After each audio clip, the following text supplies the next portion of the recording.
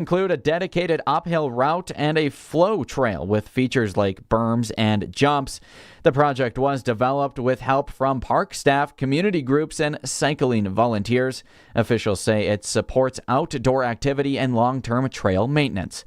The park continues to expand its offerings, making it a growing destination for riders across the province.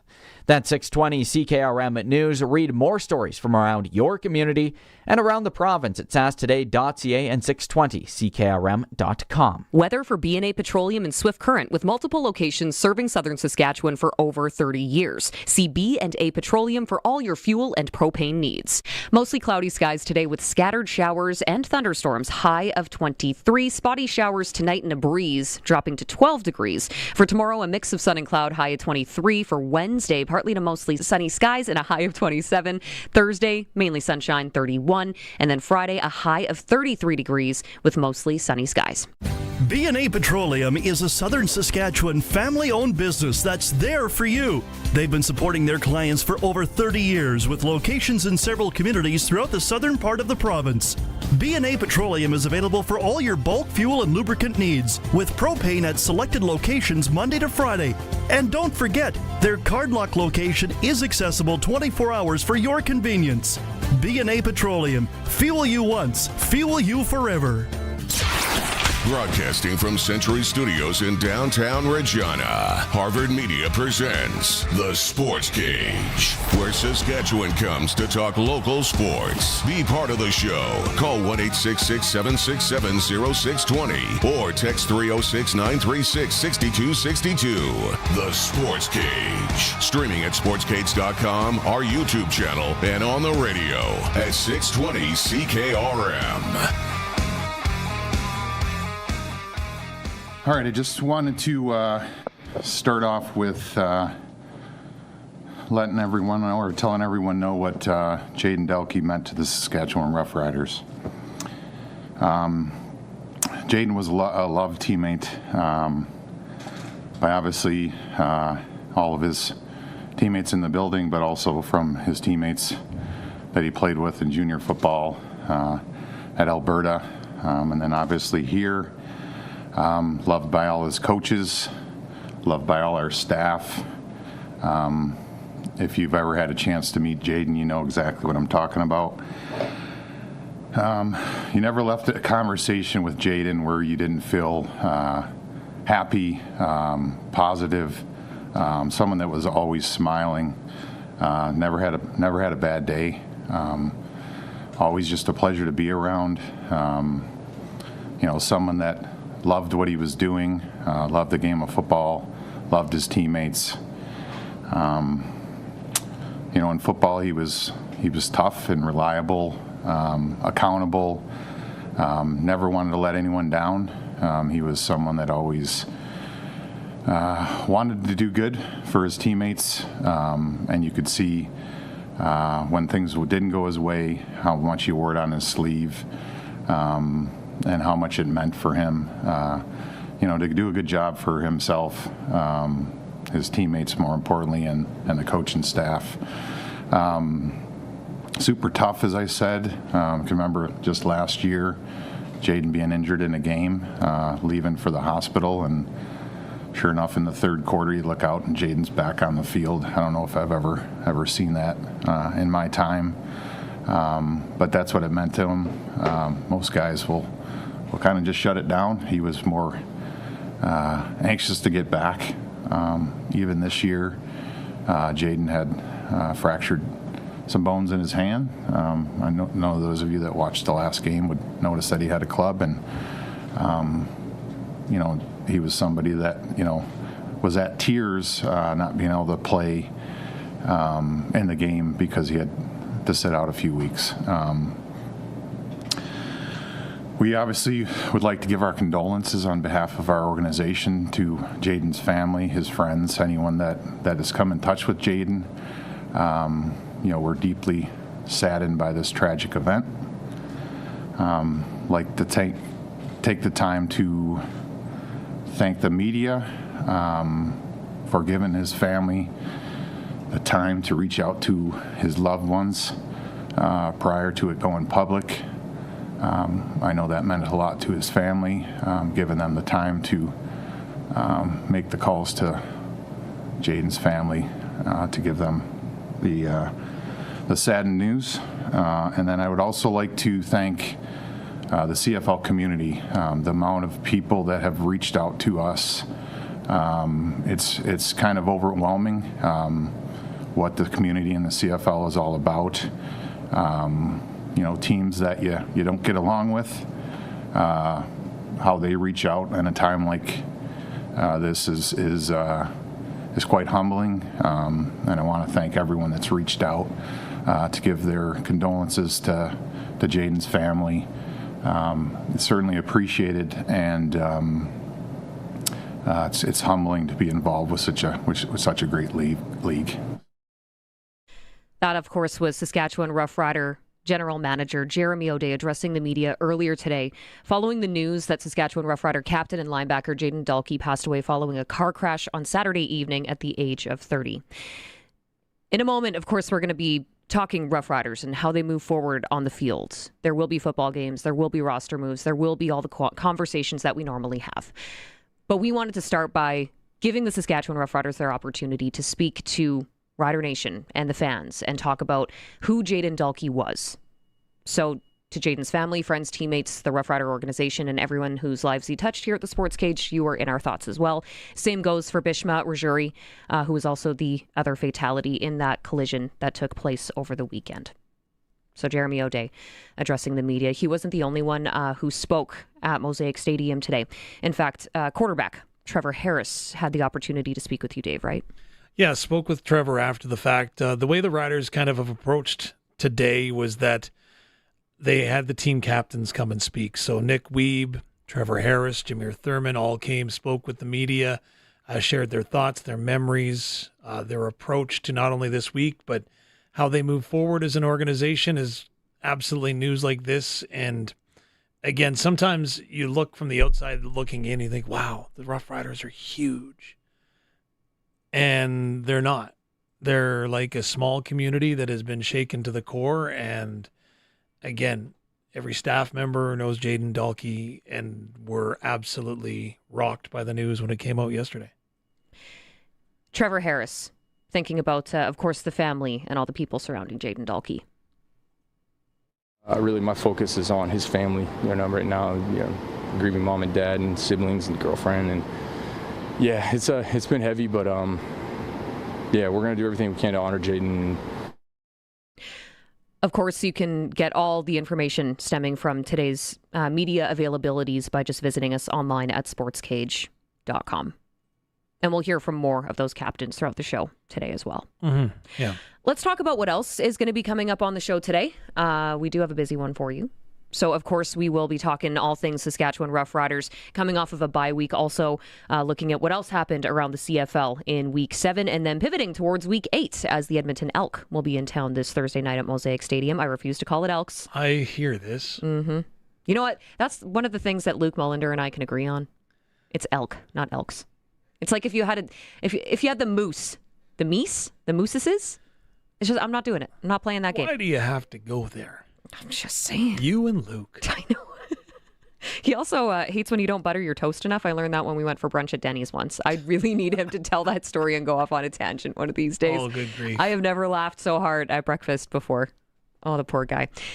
Anyway, we will have the call. Dave Thomas, Luke Mullender, myself, Wes Cage, Justin Dunk, Barney Shinkruk, starting at 4 o'clock for you this Thursday. So as we count down to that game this week, of course, we'll have plenty more to come from Rider practice.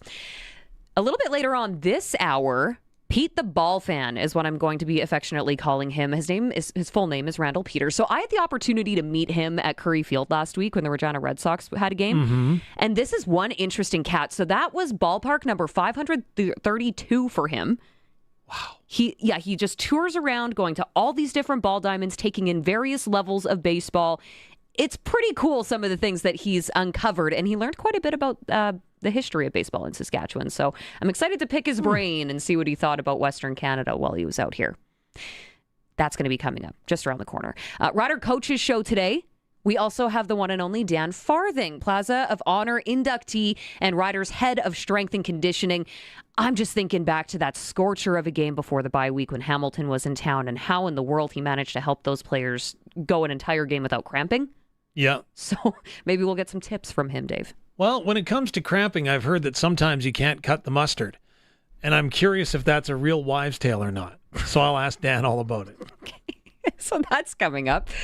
Also, recently signed Regina Pats, Montreal Canadiens prospect Parker Trottier. And yes, there is relation to that Trottier family from Saskatchewan. Wow. So we're going to talk with him a little bit later on. Looking forward to meeting him. We have our clutch performers, as always. Darian Durant always joins us on Monday, shortly after 5 o'clock as well. So we're going to dive into Week 7 with him. And we're also going to talk a little bit about Davis Alexander specifically, because he just broke a record that has been previously held by Darian Durant for a decade. So that's going to be fun. He made me do something that I don't do very often. And what's that? I broke one of my cardinal rules. I don't like cheering against people. I like cheering for people. And I was cheering so hard against Davis Alexander in Calgary. It wasn't funny. Sorry. I don't blame you. Oh, but we got to dive into that Absolutely. Calgary game a little bit more because I kind of let that one slip through their fingers. Red Sox report that's going to be coming up. Change in the dugout last week with Ry Pathako stepping away as the club's general manager late in the season. And we are going to chat with Red Sox general manager Gary Brotzel. We're going to see what the rest of the season looks like with a new bench boss. So we'll dive into that with him. Also, you can join in the conversation at any point on the Prairie Land Rentals text line at 306-936-6262. Prairie Land Rentals, from small power tools to skid steers, they probably have what you need. You can deal with the owner at 600 Albert Street. Deal with them directly. And I want everybody to text in right now, 306-936-6262. And welcome back, Colson! Yay! Colson's back! Fresh off his Pat leave. You don't look too tired. I think you're more exhausted to be here. That's probably the right way to put it, yeah. There he is. If you're watching the stream, he's back. He's ready to go. I'm refamiliarizing myself with the buttons, so if I'm slow on things, that's part of it. That's okay. I mess up this show every Monday. It's fine. I don't know about every Monday. But congratulations, baby's doing well. Yeah, baby and mama are doing good. I will only give her clutch performer today, just for the record. I could give her clutch performer for every day the past. Oh, you're scoring brownie points. I like this. Hey, having a baby's a big deal. Yeah. And having watched it now, I'm like, yeah, that's crazy. No. So... Mm-hmm. So little Theo and Mom probably listening from home. Yep. Welcome back, Colson. We missed you. Oh, thanks. And I'm sure Curtis missed you as well. Yeah, I'm sure he'll book some extra time off now. Yeah, Make up for probably. it. Take a little bit of time. So yes, welcome back, our buddy Colson, joining us here on the Sports Cage. The Monday installment, by the way, brought to you by Sask Today, the voices of Saskatchewan.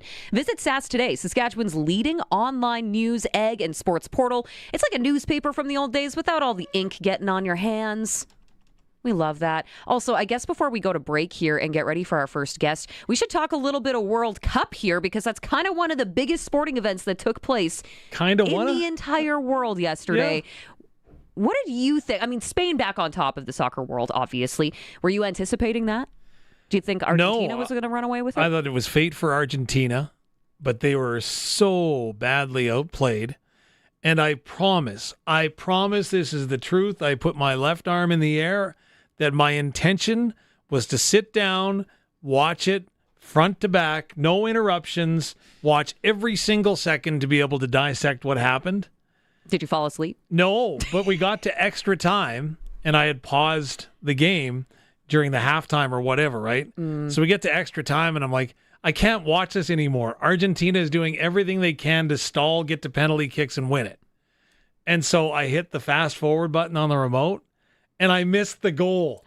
The only goal of the game, and I missed it. Rookie mistake. I know.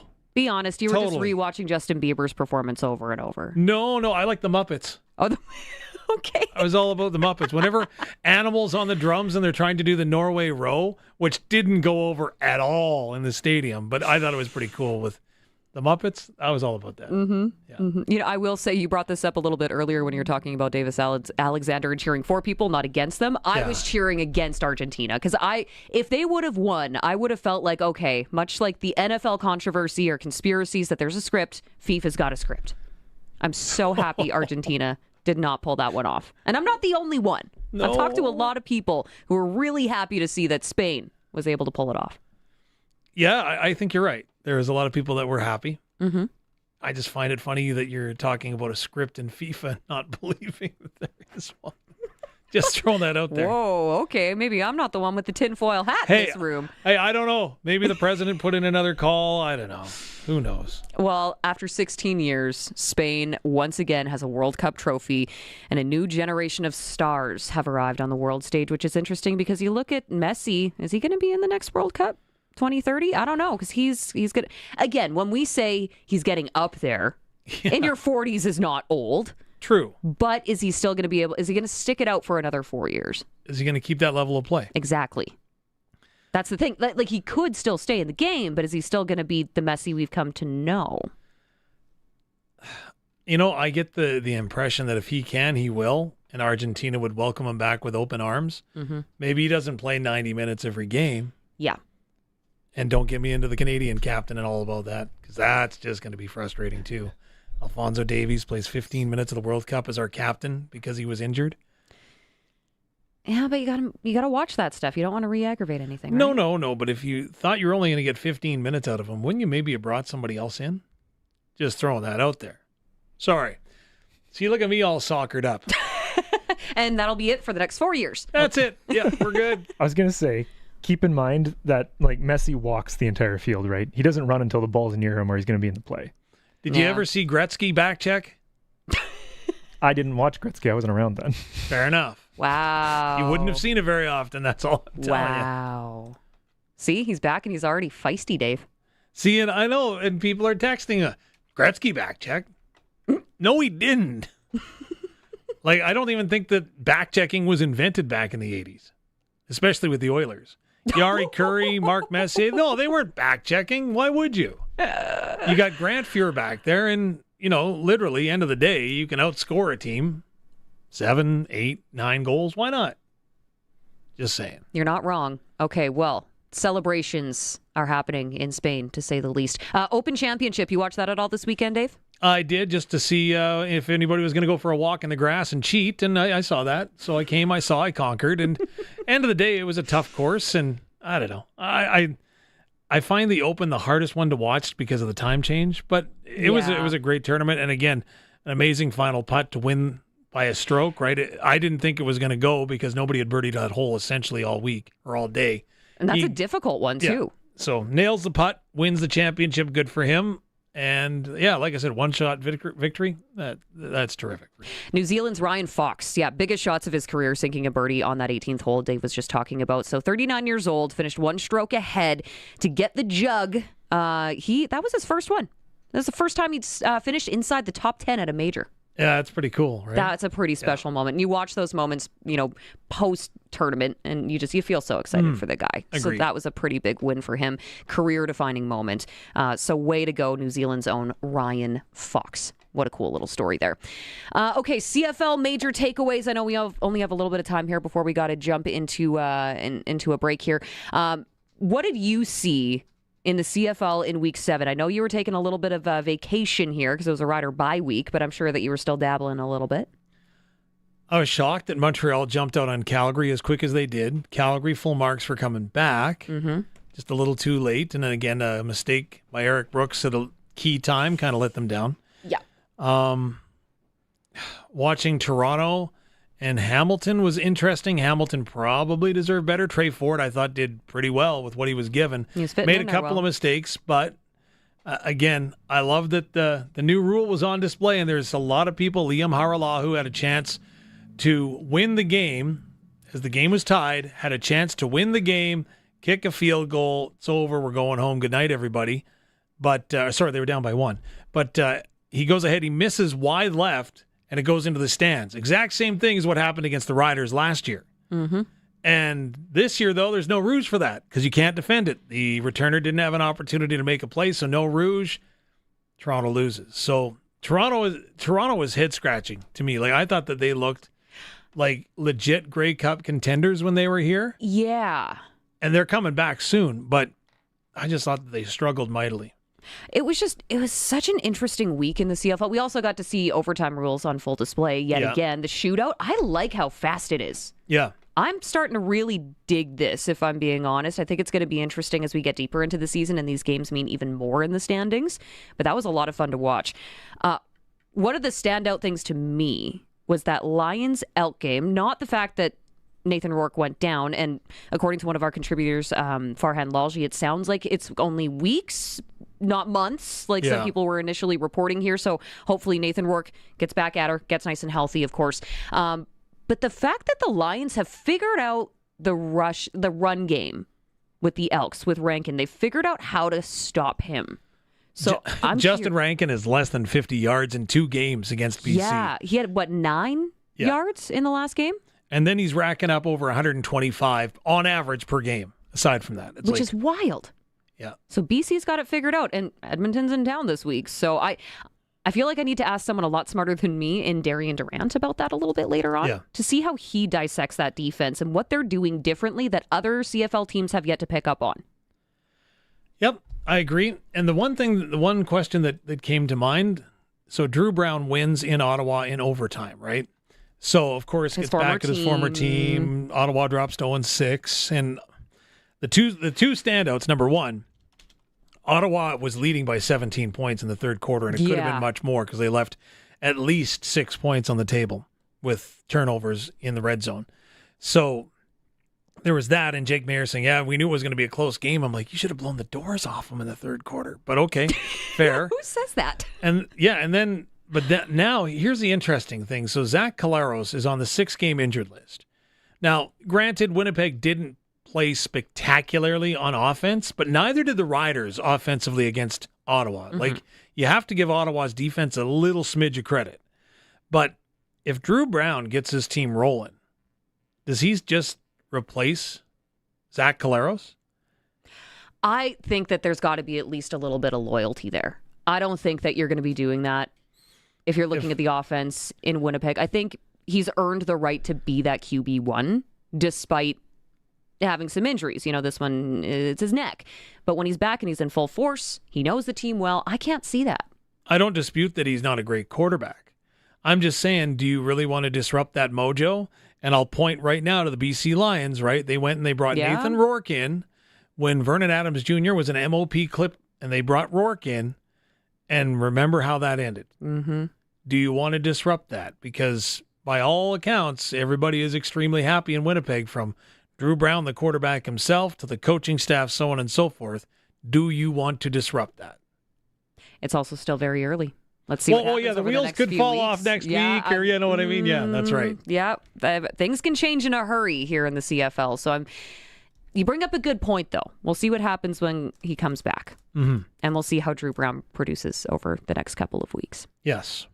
We probably should take a quick break here. But again, if you have any questions for any of our guests or anything like that, you can always shoot them into us. No promises. But hey, text us on the Prairie Land Rentals text line 306-936-6262. Because still to come, Pete the Ball fan, Randall Peters from Chandler, Arizona, who has been touring all these ballparks. Curry Field 532 was that ballpark for him. So he's going to tell us all about his adventures and what he learned during his time here in Saskatchewan. We'll be right back. It's the Sports Cage, and it's streaming at sportscage.com, YouTube, as well as on 620 CKRM. This is Country Gold with Steve Harmon, your home for the country hits of the 80s, 90s, and 2000s. Hello, I'm Steve Harmon, inviting you to join me for Country Gold. Each week we play country favorites from the 80s, 90s, and 2000s, and we check in with the stars who made them, too. This weekend on Country Gold. Country Gold, brought to you by Trent Teagan and his experienced team at Flooring Superstore. Saturday mornings at 6 and Sunday afternoons at 4 on the Voice of Saskatchewan, 620 CKRM. Winter in Saskatchewan tests everything, our patience, vehicles, and sometimes our bumpers. From icy parking lot dings to serious highway mishaps, choosing local matters. At Regina Motor Products Collision Center, we're Saskatchewan owned, run, and we drive these roads too. An SGI accredited full-service collision center working on all makes and models. Submit your SGI claim and book your appraisal. It's easy. When you need repairs you can trust, it's neighbors helping neighbors. Regina Motor Products Collision Center, south at Highways 1 and 6 Albert Street, rmpchevrolet.com. Have you looked at the outside of your home lately? Whether it's the deck, garage, siding, stone, or shingles, Freeze Tallman has the products to help bring your next project to life. From composite and pressure-treated decking to railing and exterior finishes, they've got everything you need to refresh your home and backyard. Start planning today at freezetallman.com. Freeze Tallman. Locally owned, family grown, rooted in our community for 70 years. Why test for asbestos? Because before 1990, asbestos was commonly used in more than 3,000 building materials and other products. Because when asbestos fibers become airborne, they get into the lungs and cause severe damage over time. Because asbestos exposure is the #1 cause of work-related deaths in Saskatchewan. Built before 1990? Test for asbestos. Start at worksafesask.ca. The Roughriders season is here and the biggest 50-50 in Saskatchewan is back. Last year's 50-50 raised over $3.3 million for amateur football in Saskatchewan, and we couldn't do it without you. Thank you, Rider Nation. This year, we have bigger loyalty and early bird prizes than ever before, not to mention those life-changing 50-50 jackpots. See all of the prizes and buy your tickets today at riders5050.ca, and never miss a chance to win when you sign up for the 50-50 Club. Riders 50-50 is presented by ISC. Lottery license LR260010. Sportscage is live streaming from our Century Studios in downtown Regina. Watch now at sportscage.com and our YouTube channel. Be part of the show by texting 306-936-6262. 620 CKRM. Yes, welcome back to the Monday installment of the Sports Cage, which is brought to you by Sask Today. Check it out. We got everything you need. Agriculture, news, sports, everything's there. Stay up to date with the latest. Okay, so as we get our next guest here connected in Pete the Ball Fan, we should talk a little bit about what you did see at Rider practice today, Dave, in terms of who was on the field, who was limited in practice. I know one of the names that you mentioned was TBH, Tommy the Train, Thomas Bertrand-Houdon. He was limited today, right? Yeah, he wasn't going full bore with the first team offense, so again, probably he's coming back from the head injury, so probably just making sure everything is kosher before they get him ramped up and ready to go. The other ones that I thought were of note, Roland Milligan Jr. took every first-team rep today. Now, again, he's not fully eligible to come off the 6-game injured list, right? But, again, that was part of the ramp-up that we're talking about, and there's I guess there's nothing stopping the Riders, should they like what they see, and why wouldn't you with Roland Milligan Jr., that you bring him off the 6-game early. Right. So there's that possibility. Benoit Marion, who was back along the defensive line. There were 2 new players that were signed today, and they made a little bit of an impact, more so absorbing the playbook. So really, those were the most significant changes and things that you could see today at practice. So again, like I say, I think the team got healthy over the break, and again, now have a huge mental obstacle to get over this week with the grief that they're feeling. But as far as the game itself and the players that are around and available, I think that's okay. The other question that I was actually sent was about punt return, kick return, right? Because Matthew Sexton, you'll recall, went down opening kickoff. Yes, so he was not on the field, as you can well imagine today. Fielding, again, all the receivers take turns fielding kicks, fielding punts. Again, Daniel Wiebe took a lot of reps in that vicinity, but I don't know that that's predetermined by any means. But just, like I say, Daniel Wiebe did it in college, so he has got that background with him. But again, I don't know what the answer to that question is going to be. I can just say that a lot of the receivers did take reps. Dylan Jeté, how close are you to seeing him in game action? Well, of course, Riders draft pick, Canadian receiver. It's exciting watching him. Which is a competitive room with the Saskatchewan Roughriders. And I mentioned it to him when I saw him a couple of weeks ago, just like how excited I was just to see him, as I'd been doing some study of his game film from YouTube, so on and so forth, and just the quick, I call it agility, the quick cut ability that he has, I think is going to be really, really fun to watch. And I'm just curious more so how it's going to fit in. And he's slowly taking more and more reps. Again, he also is on the 6-game injured list, but slowly starting to ramp up. And it'll be interesting to see what that leads to. And like, again, I don't know that he'll come off the 6-game injured list early, but again, it is a promising sign to see this young man with a lot of upside, which is, of course, what Jeremy O'Day, Kyle Carson, and crew saw when they drafted him this last year. And, of course, a reminder that the Saskatchewan Roughrider Foundation 50/50, you can still get in on that early bird prize. Now, you do get a little bit of extra time because there was the bye week last week. You do have until Wednesday night at 10 o'clock to get in on this, but you might forget by then, so you might as well just go grab them now.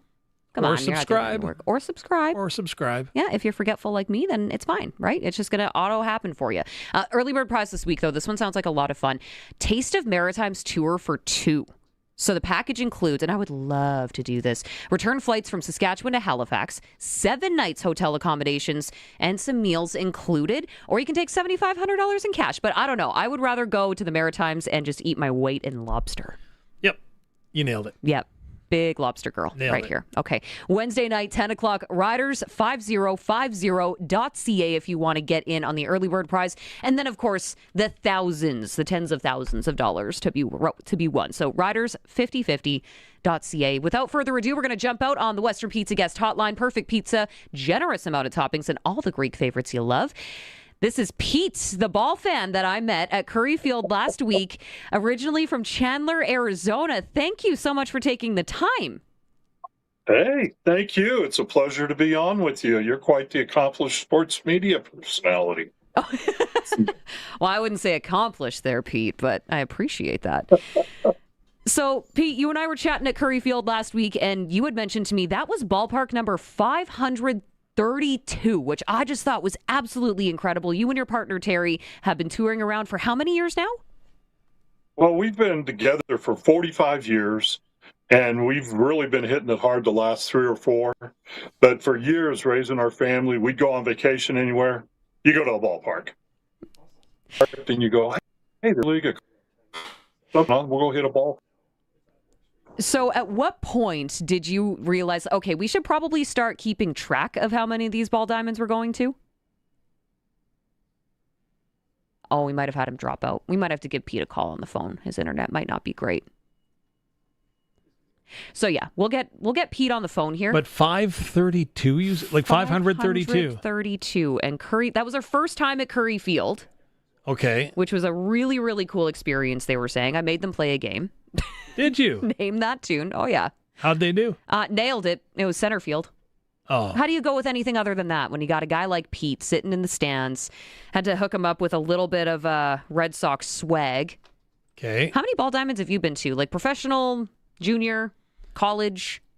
I don't know that number. You haven't been keeping track. You're no, but the only Major League Baseball game I've ever seen is in Toronto. I have never seen a Major League Baseball game anywhere else. I've broken into Olympic Stadium, but the Expos were long gone by then. But yeah, Fenway Park is up there on the list that I want to go to. Mm-hmm. The Green Monster. Yeah. Everyone wants to see it, right? It's absolutely iconic. I have no interest in going to Wrigley Field. I don't know why that is. Most of the people I talk to, that's on that list. I'd love to go to, PNC Park in San Francisco, right, where you can belt the ball into the ocean, or I guess the bay, not the ocean. But Yankee Stadium has got to be up there for a lot of people as well. I would love to go to Yankee Stadium. Yankee Stadium? Yeah. I just don't like the Yankees that much. I would show up in Blue Jays gear. Oh, I'm not saying that. I'm just saying that I don't like them that much that I don't think I could go. You can take my money. There's been so many iconic players that have gone through there, and just the history of Yankee Stadium in and of itself. I feel like that would just be a really cool experience. The old Houston ballpark, I think, would have been cool, but they've renovated it since. But when it first opened, it used to have the hill in center field. Mm-hmm. I think that would have been cool. I would have loved to see the Coliseum in Oakland. Yeah, that would have been cool. That would have been really cool. Yeah. I mean, again, just the history of that franchise and everything that has taken place in that stadium, I just feel like it would be such a unique ballpark to visit. It was probably falling apart and your seat might have broken the second you sat in it, but that's aside from the point. Could have get mugged on the way there. It's not a great area of town from what I understand. What's a trip without a little mugging, right? But could you imagine, like, in its heyday when there's over, 40, 50,000 people, 60,000 there for a ball game? That would have been cool. Well, it looks like we have Pete back on the phone line here now. Unfortunately, Pete, I think the internet just didn't want to cooperate with you today. Spearfish, South Dakota. What do you expect, right? So from South Dakota, dang, I like this. I think where you cut out there is I was asking, at what point did you and the family decide we better start keeping track of how many of these ball diamonds we're going to? Yeah, they started asking me about 10 years ago, and I started counting them up, go back through the years, all the different places I'd been, and then all of a sudden I realized I'd been in every major league city and seen a ball game of every major league team. Now, I'll preface that by saying I saw the Blue Jays play in Buffalo, so I still got to get to Toronto next year. But I've been to so many of the stadiums, and I got to just add a quick point. I heard you mention Yankee Stadium. Terry and I were there right after COVID, and they were the nicest people. I was shocked because I think all the bad New Yorkers that give them a bad name, I think they all moved out, and the nice ones stayed. They treated us really, really well, and to top it off, I got to tell this quick story. They were playing the A's, and Chapman loaded the bases, walking 3 straight players, and these Yankee fans were going nuts. In the 9th inning, a 1-run lead, he walks the bases full, and my wife, as God is my witness, said, "Oh, good, he's got him ready for a triple play." And on the very next pitch, for only the second time in Major League history, a game-ending walk-off triple play. And my wife called it. They thought she was a voodoo princess at that point. It was crazy. They were all probably trying to shove their phones at her saying, "Hey, can you help me with some bets?" Oh, yeah. They were wanting lottery numbers and everything. But the other thing is you mentioned something about the Oakland Coliseum. If you never went, count your blessings. That was a nasty stadium. Oh, was it that bad? What was so bad about it? I would say there's 3 or 4 important things that you really need to have a good stadium, a good experience, and one of them is a clean stadium. And they had let's say sewer issues at that stadium, and it was not good. Oh. We were there the last year they played there, and I'd been there back in the 90s, and it wasn't much better in the 90s, but it was really bad the last year. So but you never can tell when you see these stadiums on TV, can you? No, because I would have loved to go, but maybe I'm okay. There you go. Well, I got to tell you, our little trip to Canada was phenomenal. Every ballpark we went into was unbelievably nice, engaging folks. We saw high-quality baseball for the collegiate summer league that we've been visiting, and that was our 17th different collegiate summer league. And they stacked up really well with all the other ones we've seen. What other ballparks did you get to check out while you were on this recent trip to Canada? Okay, so to start off with, we hit 20 ballparks just on the way up. So we did see a Mariners game, saw my Diamondbacks get swept in Seattle. But we went through British Columbia and saw Matt Bailey Stadium in Vancouver, and I went to Westminster, the old Queen's Park there, and watched an adult league game. And then, of course, we went through the 6 ballparks in the Alaskan League, including the Follow the Midnight Sun game in Fairbanks, which they kicked that game off at 10:30 at night. It finished at 1:10 in the morning, and they never turned the lights on. It was crazy. Wow. And they did a really good job up there. Now, the cool thing about the Alaskan Baseball League is if you're an old guy like me, they don't charge senior citizens admission. And we also had a reindeer hot dog in Anchorage. That's the first. A reindeer hot dog? Is that the weirdest ballpark food you've ever found?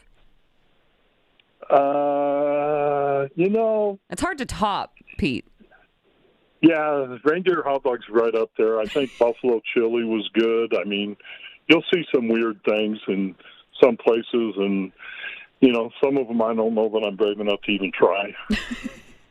But if you put it on a bun and throw a little mustard on it, I'm bound to eat it. But anyway, we got through that. We did the 11 ballparks in Alberta, and we got into 7 of them in Saskatchewan, so it was pretty good. Hit every team in the Western Canadian Baseball League but one, and that was Fort McMurray.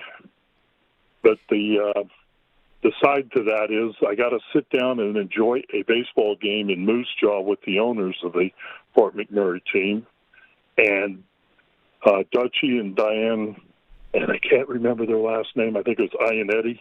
Very nice people.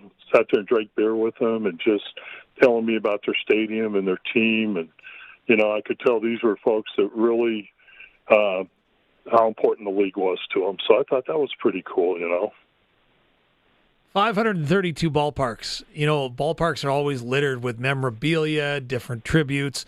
In Toronto, they just put up a statue for Joe Carter. What's the coolest piece of memento, if you will, that you found at a stadium thus far? And please don't say you saw a reindeer before the hot dogs.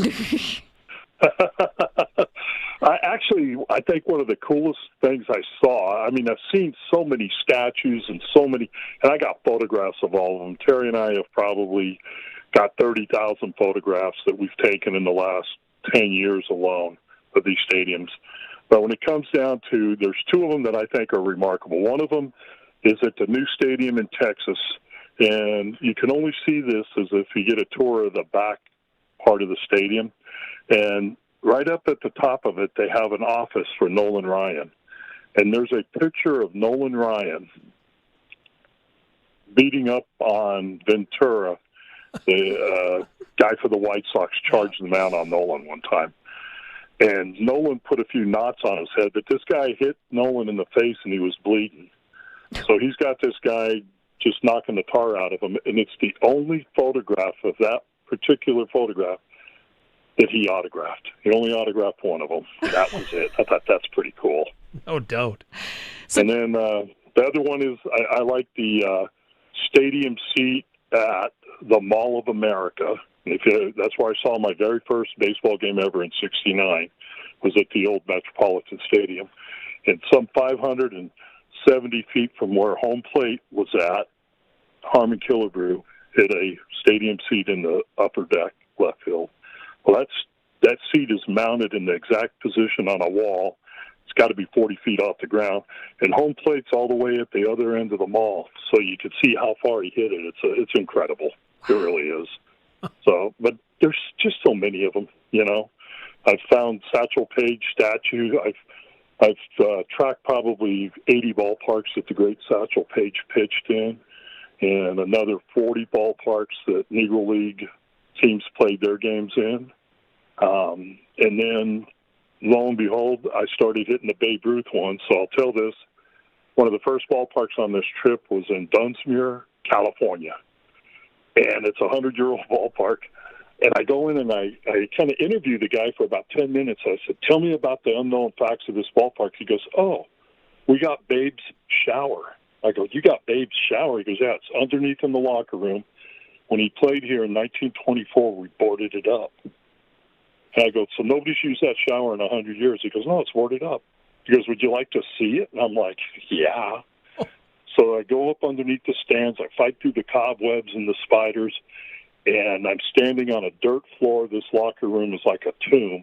And there it is, boarded up. And he pops a board off.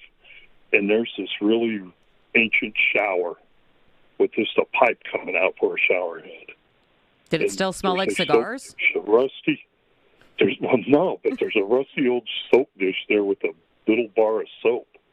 And I'm like, no way. That couldn't be. But, in a way it was kind of morbid and disgusting, but in another way it was pretty cool. Well, that's a piece of history that you got to experience right there. And I understand when you were actually in Saskatchewan, Pete, you had an opportunity to take in some of our baseball history in this province, right? I think you mentioned that you went out to Pence? I went out to Pence. That was before I got into Regina, and that was incredible. Just a little ballpark. It's almost like a cinder park. But, hey, Satchel Paige pitched there in '63. And the interesting thing is when I got into Regina, and I'd never heard about Indian Head. Okay? Well, I must have had half a dozen people tell me about Indian Head. They said, oh, you haven't heard about the Indian Head Rockets, have you? So I researched it that night when I got back to the RV park, and I told Terry, hey, we're going to drive out to Indian Head. And I can tell this story because it brings last year's story full circle. But we went out there, we hit the museum, we went to Robeson Field, and we found out, they had a black and Hispanic team that played, and I've heard all the stories about how a lot of the Negro League players came up after integration to the major leagues to play in Saskatchewan. Quite a few of them, a lot of Hall of Famers too. And I'm going through there, and I liked it so much. I easily spent $100 buying Canadian book on baseball and a stack of baseball cards I had, just anything with information. And they had this one black ball player that was from North Carolina named Tom Alston, a name nobody remembers, except he was the first Negro player to ever play for the St. Louis Cardinals.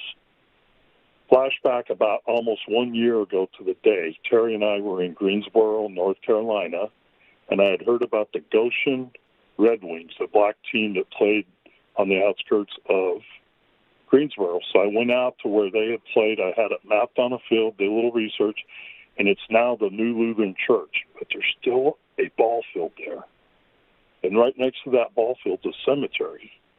And guess whose grave is sitting closest to first base on that little cemetery? Tom Alston. So a guy that I went and took a picture of his marker last year, having never heard of him before, came full circle this week when I saw his name as one of the Indian Head Rockets. I thought that's pretty cool. Is it important? No, but it's kind of cool. Wow. Yeah, because 75-year anniversary of the Indian Head Rockets last year. That was commemorated at a Red Sox game, actually. So it's... I saw that, man. If I had good timing, I'd have been here for it. You missed out, Pete. Well, you got to come back next summer. Well, I got to tell you, I did get over to Park de Young there in Regina. I mean, what do you guys call that? Mosaic Stadium now? Yeah, you went down to where the Riders play. Yeah, so back in 1930s, that was Park de Young, and that's where officially you could probably say that was the first Major League Stadium in Canadian history, because there were a handful of regular season Negro League games played there in 1938 and 39. So, of course, I had to walk around the stadium, get pictures of it because of the historic nature of the facility, and got to admit those statues outside are pretty cool, the football statues. So that kind of made my day, too.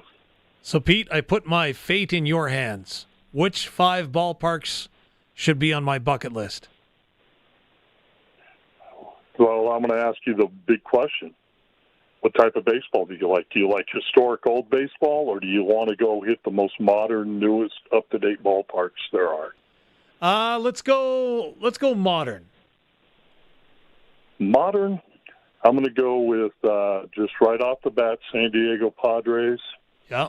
San Diego and San Francisco are both pretty solid. I actually like Detroit Stadium. We were there for a day game last year, and that was pretty solid. And then on the minor league level, I would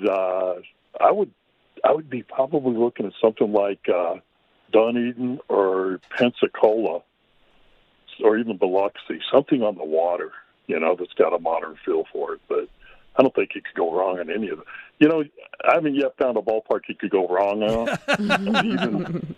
Even Oakland, I would go back and watch a game in Oakland again. I would just probably take some hazmat suits with me if I had to. But a lot of hand sanitizer. Well, Pete, we are almost out of time here, but I do just want to ask before we let you run here, what's next on the docket? Well, we've got the Spearfish Sasquatch and Casper Spuds tonight. And then from here, we'll be down in Nebraska for 3, and then over to Wyoming for a game. And then we're only got it mapped into Denver. We don't have anything after we get to Denver. We got family there, so we'll be there for 3 or 4 days. And then we got to make that last little dreaded stretch back home for a couple of weeks. And then we head back out in late August, early September, and we'll be out to the Midwest, going back for a wedding, and we'll probably, instead of fly back there for the weekend, we'll drive back and spend a month on the road. And in Cincinnati, I want to get to their new ballpark. I've been to their old one, but I want to get to their new one. I want to do the Louisville Slugger plant, a few things like that. Probably go through Kansas City and hit the Negroes League Baseball Hall of Fame one more time. And then Terry and I are original season ticket holders for Arizona State University hockey, and I'm going to give a shout-out to one of our guys, Lucas Sillinger from Regina, who graduated last year with honors and is one of our outstanding former Sun Devils, so give him a shout-out as well. But we'll pick up the Sun Devil season opener in St. Louis the 1st of October, and then we'll go home for hockey season. And the nice thing is we have the Arizona Fall League Baseball, and before you know it, spring training heading up. So we'll get a bunch of baseball there at home over the winter months. Well, let's get you up to over 1,000 here, Pete. You know what? Good Lord willing, we'll get there. But, it's just, we're at a point where it's just like, let's just go do it, Yeah, you accumulate these parks, but I think on this trip, I don't know how many times we've hit parks we've been into before. So they don't add to the total, but they do add to the experience. And that's what we look for. That's what counts. And we find that the lower the level is, the more welcoming and the more the ballparks feel like they belong to the community. And that's probably what I enjoy the most. Well, I'm so glad that you had a great trip here through Saskatchewan with your partner in crime there, Tracy. All of us baseball fans are vicariously living through you. So keep doing what you're doing, Pete. And thank you so much for taking the time today. Hey, likewise. And y'all stay safe, okay? Of course. Right back at you.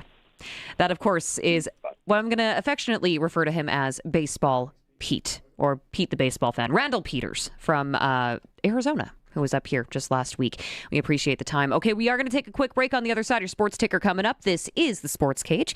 It's on the home of local sports, streaming at 620 CKRM, YouTube, and sportscage.com. You've always wanted good tires, even back when you had your Diamondback or Kuwahara BMX, taking it off totally rad jumps with your buddies. Now your tires are for your family's safety, which is also rad. Rad drivers go to your local Cooper tire dealer. They carry Cooper Cobra Instinct tires. They bring your car to a shorter stop on wet roads and have decisive maneuvering and sporty performance. Visit your local Cooper tire dealer and ask for Cooper Cobra Instinct tires. Play of the game? Touchdown! More like the game to play. The new Saskatchewan Roughriders Scratch and Win ticket. It's your chance to win 10 years of Rider season tickets, a premium suite for the home opener and the Labor Day Classic, and tons of Rider swag. Plus, 2 chances to win $75,000. Tickets available at your favorite lottery retailers. Proudly brought to you by Sask Lotteries, supporting sport, culture, and recreation across the province. Please play responsibly. Why test for asbestos? Because before 1990, asbestos was commonly used in more than 3,000 building materials and other products. Because when asbestos fibers become airborne, they get into the lungs and cause severe damage over time. Because asbestos exposure is the #1 cause of work-related deaths in Saskatchewan. Built before 1990? Test for asbestos. Start at worksafesask.ca. Hello? What's your favorite garage door specialist? What? You like scary movies? Because I've seen what happens when you ignore that grinding noise. But it's just a little squeak. That's what they all say. Until the door won't open. Or worse, won't close. So call Busy Bee Doors. Well, why didn't you just lead with that? Jeez. Call Busy Bee Doors. They can fix or replace any commercial or garage door. It's a real scream. Busy Bee Doors, the garage door specialists. Text CKRM 306-936-6262. Powered by Prairie Land Rentals. From power tools to skid steers, they probably have what you need for your job. 600 Albert Street, where you deal with the owner. It's time for the Sports Ticker, brought to you by Reliance Heath Water Heater Rentals. Rent a water heater and water softener starting at about $1.20 a day and get $400 when you switch to Reliance Heath. Taking a look at your sports ticker, the Saskatchewan Roughriders have added some depth on defense, signing American defensive lineman Derek Robertson, and defensive back Millard Bradford. So, of course, Robertson brings CFL and pro experience after spending 3 seasons with the Tennessee Titans, appearing in 19 games and recording 5 sacks. Most recently, he played with the DC Defenders of the UFL, where he earned all UFL honors after posting 8 sacks, 12 tackles for loss. Bradford joined Saskatchewan after spending time with the New Orleans Saints and Chicago Bears. TCU standout, played 58 games in college, 231 tackles, 4 interceptions, 19 pass breakups. Western Canadian Baseball League action. Moose Jaw Miller Express taking on the Medicine Hat Mavericks on the road. Then you got the Weyburn Beavers in Swift Current facing the 57s. WCBL All-Star Game took place over the weekend. 5 players from the Regina Red Sox were part of the 9-2 victory for Team East over Team West in yesterday's All-Star Game at Cairns Field. Major League Baseball, Toronto Blue Jays visiting the Tampa Bay Rays.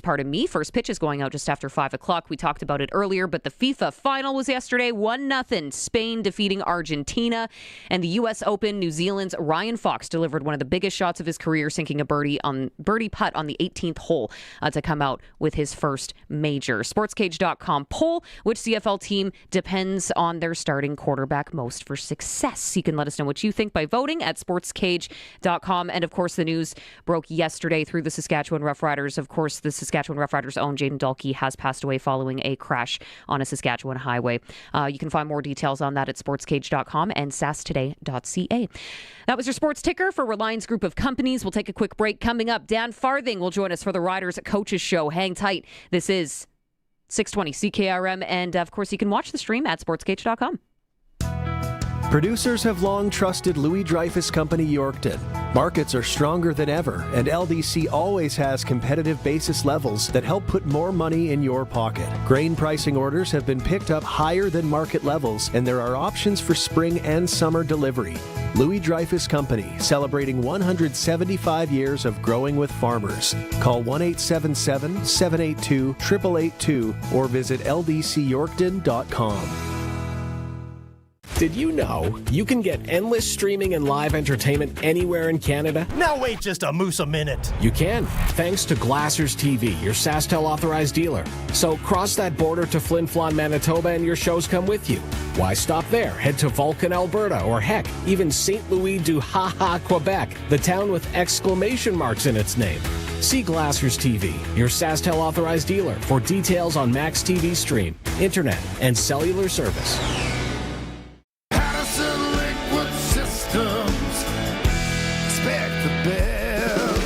Pattison Liquid Systems knows that size matters. That's why over the past few years, they've been perfecting adding 20% to their biggest liquid cart. This new 6,400-gallon monster will leave your neighbors in the dust as they stop to fill while you keep on rolling. Come on by booth 484 at Ag in Motion and visit with the team. Have a look at the updated Pattison Inductor Flex and check out their latest innovation. Your co-op grow team are your local experts because we live here too.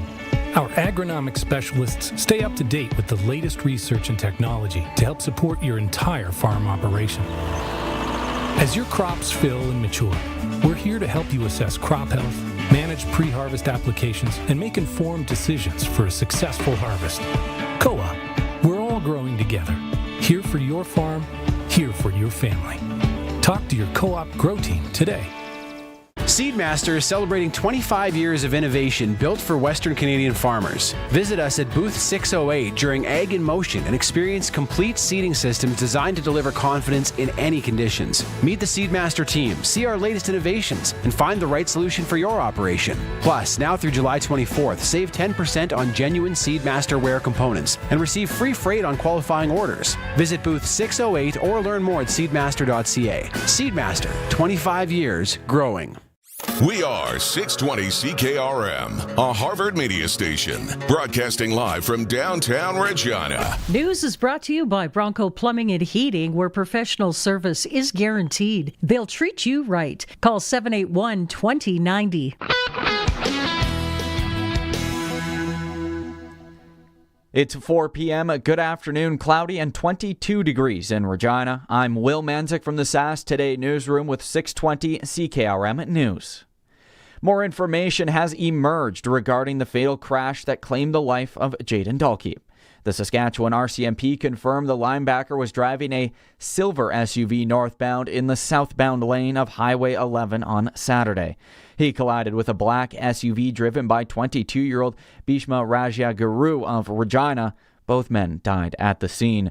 RCMP Director of Strategic Communications Mandy Meyer says a report was received about the silver SUV. I can tell you that we received a report around 8:27 p.m. from a business in Lumsden of a silver SUV leaving without paying for fuel that same day, about 30 minutes prior. Investigation has determined that this was the same silver SUV that was involved in the collision. Police officers also found alcohol and cannabis in the silver SUV. A GoFundMe has also been started for the second victim in Saturday night's crash, Bhishma Rajaguru. The GoFundMe is to get his body back home to his parents so he can be laid to rest. The goal was $50,000 and it's already surpassed that and currently sits around $70,000. Inflation is cooling in Saskatchewan, but it is still running hotter than the national average. Statistics Canada says the province's annual inflation rate fell to 4% in June. That is down from 4.4% in May. But despite the drop, Saskatchewan is still dealing with some of the highest inflation in the country, tying Manitoba and trailing Nova Scotia. The national rate sits at 2.8%. The cooling inflation is largely tied to a monthly drop in gasoline prices across the country, though year over year, everyday costs like food and shelter continue to rise provincially. Saskatchewan officials say new mountain bike trails at Buffalo Pound Provincial Park will boost recreation and tourism. The trails include a dedicated uphill route and a flow trail with features like berms and jumps. The project was developed with help from park staff, community groups, and cycling volunteers. Officials say it supports outdoor activity and long-term trail maintenance. The park continues to expand its offering, making it a growing destination for riders across the province.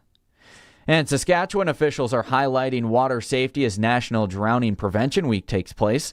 The province says lakes and beaches are busy in the summer and safety should always come first. Wearing a life jacket is strongly recommended, and free loaner stations are available at some provincial parks. People are also advised to stay within arm's reach of children, avoid drugs and alcohol, and check water conditions. That's 620 CKRM News.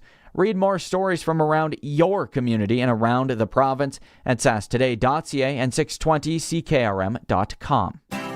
When summer heat hits, there's nothing worse than an air conditioner that can't keep up. Stay cool, comfortable, and ready for those hot Saskatchewan days with a new Bryant air conditioner from Brotzel Plumbing, Heating, and Cooling. Bryant systems are built for reliable performance, energy efficiency, and lasting comfort, so you can keep your home cool all summer long. Call Brotzel Plumbing, Heating, and Cooling today for more information or visit broncolplumbing.com. Bryant, whatever it takes. Weather for next-gen coatings, spray coatings for truck bed liners, rocker panels, and more. Same company, new name, 1865 McCarra Street, Regina. Mostly cloudy skies today with scattered showers and thunderstorms, high of 23. Spotty showers tonight and a breeze, dropping to 12 degrees. For tomorrow, a mix of sun and cloud, high of 23. For Wednesday, partly to mostly sunny skies and a high of 27. Thursday, mainly sunshine, 31. And then Friday, a high of 33 degrees with mostly sunny skies. For over 40 years, you've known them as Regina's trusted vehicle protection specialists. Now they're introducing the next gen of coatings. New name, new level of protection. They're now next gen coatings. 3 generations of their family have served your family, and that hasn't changed. Same owners, same commitment, ready for the next gen of truck beds, rocker panels, trailers, bumpers, and running boards. The company hasn't changed, just the name. Next Gen Coatings, 1865 McCarra Street. The next gen starts now. Broadcasting from Century Studios in downtown Regina, Harvard Media presents The Sportscage, where Saskatchewan comes to talk local sports. Be part of the show. Call 1-866-767-0620 or text 306-936-6262. The Sportscage. Streaming at sportscage.com, our YouTube channel, and on the radio at 620 CKRM. Welcome back. Monday installment of the Sports Cage brought to you by Sask Today, the voices of Saskatchewan. Visit Sask Today, Saskatchewan's leading online news, egg, and sports portal. Of course, full control room here today. Dave Thomas, voice of your Saskatchewan Roughriders, back from vacation, so he's with me here. Present. Yes. Sorry, that we're doing roll call. I am taking attendance. And then also Colson Schultz, back from his paternity leave. He's got a screaming baby at home to get home to, but I mean, this is probably more challenging than that. So thank you for being here. He's shaking his head. 6 of one, half a dozen of the other. Yeah. Well, you showed up, so that's a good sign. Yes, Colson is back with us. You can always reach out on the text line, by the way. The Prairie Land Rentals text line is 306-936-6262 if you want to join in the conversation at any point. From small power tools to skid steers, they probably have what you need. Deal with the owner, 600 Albert Street. Still to come, your clutch performer, your sprinkle of the day, Darian Durant after 5, and of course that Red Sox report before we wrap up the show at 6 today. But in the meantime, got to get to the coaches show. It's time for the Sportscage Riders Coaches Show. For Steelcraft Doors, made in Western Canada for Western Canada. Locations in Regina, Saskatoon, and Prince Albert, and servicing all of Saskatchewan. Well, you know him as Saskatchewan Roughrider receiver, 2009 Plaza of Honor inductee, also part of the Riders football operations, head of strength and conditioning. Dan Farthing joins us now. Dan, thanks so much for coming in, Coach. Thanks for having me.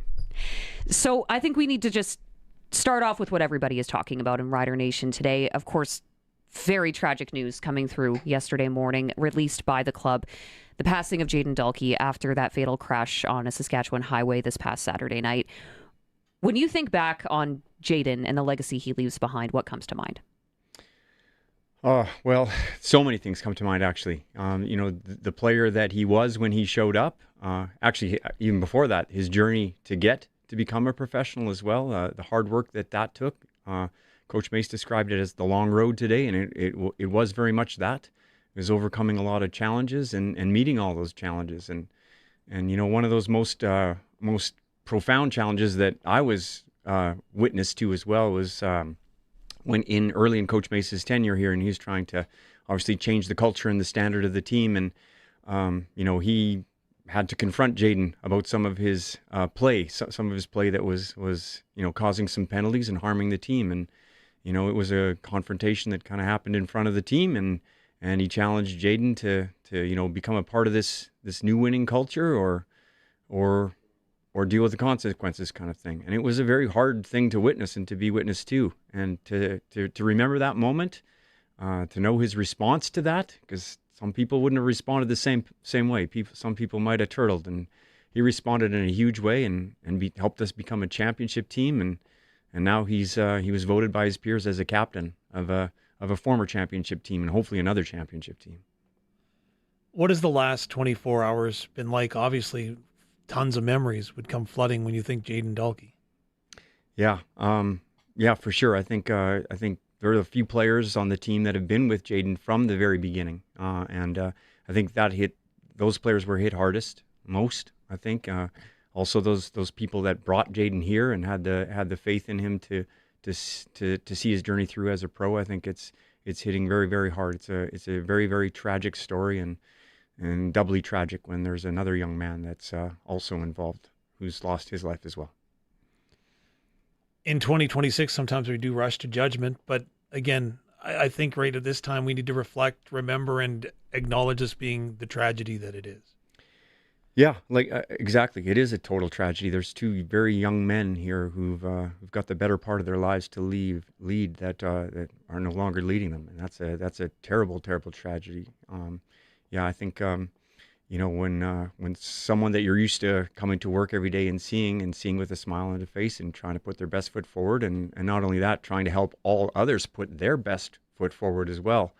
When that person is no longer in the room, there's a void for sure. There's a total void, and it's been exceptionally difficult and shocking, and even more shocking as the minutes and hours go by. So, I just know Jayden as a kind-hearted soul, a hard worker, a very intelligent football player, a guy who's been a guest at my house and who's been nothing but thoughtful and helpful with every one of his visits. And I would have him there again any day for sure.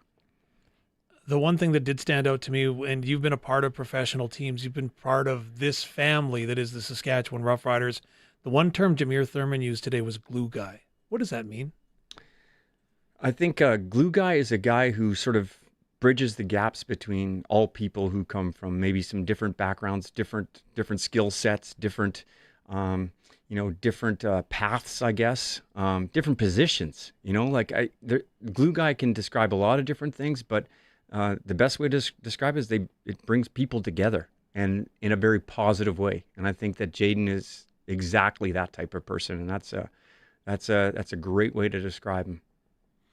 I thought it was interesting today. Jeremy O'Day mentioned that everyone is going to grieve in a different way, and obviously, as a coach, as a teammate, everyone has a different way of going about their leadership and helping one another to lean on one another.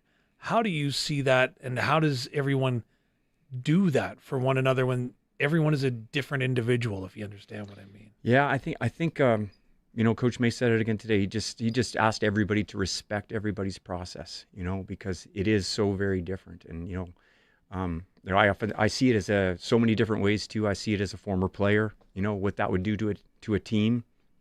I see it now as a coach, someone who's had the opportunity to see this guy grow and develop and to become the person that he was. And I also see it as a parent, because some of these guys are young enough to be my kids, and having met Jayden's parents at the Grey Cup post-game celebration last year and had a small exchange with them and told them what I thought of their son. I think what I told them, is what everybody wants to hear about their kids, that they should be very, very proud. Jayden Dalke goes from being drafted in the 6th round to a Grey Cup champion last season. When the news broke yesterday, there was an outpour of tributes and condolences from everywhere across the league. And in the statement from the Saskatchewan Roughriders, something stood out to me, and it was the fact that there was a lot of focus on how he made people feel. It wasn't about, what he did on the field necessarily. It was about who he was as a person, and understanding that, other people in the league have noticed that. What does that say about the brotherhood of the CFL? Well, I think information like that gets shared quite quickly, and I think that when people have the opportunity to talk about other people on their team, those guys that are glue guys, that leave you with a smile on your face, that help you elevate your play regardless of where they are on the depth chart. It's easy to talk about those guys, and they come to the forefront of most conversations, and I think Jayden would definitely qualify as one of those guys. Dan Farthing is the strength and conditioning coach of the Riders. I feel shame somewhat today to admit that while you jog off the field, look like you could step into the lineup tomorrow, I sat on a recliner during the bye week and had a hot dog for lunch. But when you are in this form of mentality, right, where you're going through something as traumatic as this, you can also help yourself out physically, can't you? If there's a correlation between diet, physical activity, and healing. Oh, I would say 100%. I would have to say that after the news was shared, there were several guys that came into the weight room and just there's usually loud music playing, there's usually upbeat music playing, and there was nothing, but there was a lot of iron being thrown around, and that's sort of a cathartic way to deal with grief, I guess, for some, but some people didn't come in. So I think that's something that everybody deals with differently, like we said earlier, right? And everybody's respecting that process, and we're just trying to understand what happened and come to terms with it. Share our sorrow with his family, with the other family involved as well. It's very hard to just get distracted from your normal routine very easy to get distracted, So it's hard to stay in tune with your routine and to prepare yourself for what you have to do on Thursday. And that's everything from this knot in your stomach that's maybe preventing you from eating and maybe shedding tears, like where you're becoming more dehydrated and things like that. This sounds really cold and callous, but it's the fact of it. You're just not in tune with your own routine anymore. And it's gonna be difficult to do that, for sure. I think we're gonna all help each other out as best we know how. When it comes to your job as strength and conditioning coach, let's turn the page and maybe look a little bit more at what you do. Okay. And so you look at the number of guys that there are on the roster. Each one's an individual. Each one wants to get their body at right and at peak performance. Do you have to tailor make what you do as a coach in that instance for each individual player, or is there a some form of blueprint out there that you follow, and this is how we're going to be successful. He's asking together. if you use ChatGPT or if you figured it out. Or if you ate a hot dog for lunch. Yeah. I think what has allowed me, I think, to be successful in this role, I do see myself as that, just having been involved with a couple of championship teams now. I think one of my biggest strategies is to show a ton of respect for the players' loyalty to how they got to where they currently are. So that doesn't mean my way or the highway. Drop everything that you did. I don't think I'd have any success like that. So respecting the process that they used to get themselves to become a professional, and sort of, massaging that with a little bit of my input here and there, and just kind of like having them ask me questions and asking them questions, and sort of finding a happy medium. And in that sense, it gets very individual for sure. Because a lot of guys should have loyalty to what got them to the place they are right now, and I would never ask them to abandon that. So I think that having that respect for them has allowed me to sort of like earn some of their respect, and making them smoothies after practice every day. That also creates some conversations and allows them to trust me a little bit, and know that for them to know that I'm out for their best interests as well, and I think it's worked well. Now I just want to know what's in a Coach Farthing smoothie. It's a secret recipe. Trademark. Yeah. We'll get it out of him one of these days. I am curious, however, coming off the bye week prior to that, a very, very hot game here in Regina against the Hamilton Tiger Cats. The hottest CFL game I know I've ever attended. But not a single player on the Riders sideline, at least to my knowledge, had any cramping. So how much preparation goes into that to ensure that your players are in tip-top form? I think we've done an exceptional job of that this year too. We've done a way better job of educating our players in terms of what they need to do to prepare for the heat, and that comes from information about hydration, monitoring their own weight throughout the course of the week, so their fluid replacement, but also things that have to happen to help them actually keep that fluid in their bodies.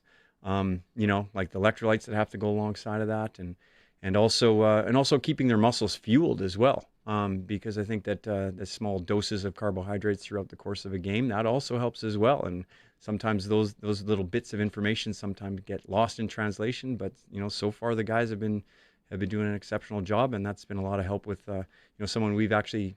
I've leaned on, and our team has leaned on, Thomas Hamilton, who's helped us with our sport performance nutrition consulting as well.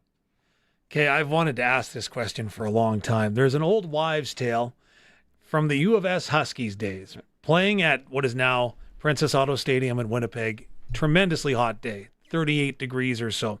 Guys are cramping up, and someone, air quotes, found a broken lock to a concession, went in and grabbed a box of packets of mustard. Apparently the players were on the mustard to help with the cramping. Does this really work? We do have mustard in our athletic therapy kits. Greg Mayer and his staff keep the mustard around, and they keep the pickle juice around, and it does work with some situations. Maybe I'll leave it at that. Yeah, for sure. I think it's there's some things in mustard that and the dill pickle juice that will help you actually maybe keep your fluid balance a little bit more in check, and also your electrolyte balance as well. But it's just one of the many tools, because I don't think that if you were to ask any sport nutritionist what causes cramping specifically, tell me. Without a shadow of a doubt, every one of them would say the jury is still out. So, and I'm not exaggerating. So, and everybody's response to exercise in the heat is individual as well. So sometimes the culprit or the thing that is causing the cramping is not the same from person to person to person. So you kind of have to keep everything in your arsenal to kind of keep cramping in check. And so we provide a lot of options, and one of those options is French's mustard packets. Does your head spin? Because, again, an algebraic equation, if I go and I take calculus, it's going to be the same today as it was yesterday. But in sports and, again, nutrition and fitness, it always seems to be changing. Isn't that daunting? I think all science is changing, and for us to kind of say that sports and sport performance science is the most dynamic and changing would probably not be accurate, but I do feel that way. Because I've had experience as a player, and And things have definitely changed a ton since then, absolutely. And it does continue to change. And we're using so much data now. We're doing so many different types of things. We're using motion trackers that have accelerometers and GPS tracking for the players to make sure that they're overdoing it. They're trying to manage player load. And funny story about Jayden Dalke, though, that actually came up today, actually, because he's the type of player that last Labor Day, he had to leave the game. The doctors wouldn't let him go back in the game because they highly suspected a fracture. And then so he drove to the hospital, got imaging done. The imaging came back negative. Nothing was broken, so he demanded to go back in the game. So he was wearing one of these trackers for the Labor Day game. No. And I was very confused in analyzing the data, and I was like, who the heck ran 38 miles an hour in the game? Because that's exceptionally fast. And I'm just like I'm looking at the data, so I had to comb through to attach a number to that data point, and it was Jayden riding in a car to the hospital and then coming back and finishing the game. So he still brags that he was still bragging that he was the fastest player on the team. So just a story that kind of brings a smile to people's faces when they're thinking about Jayden.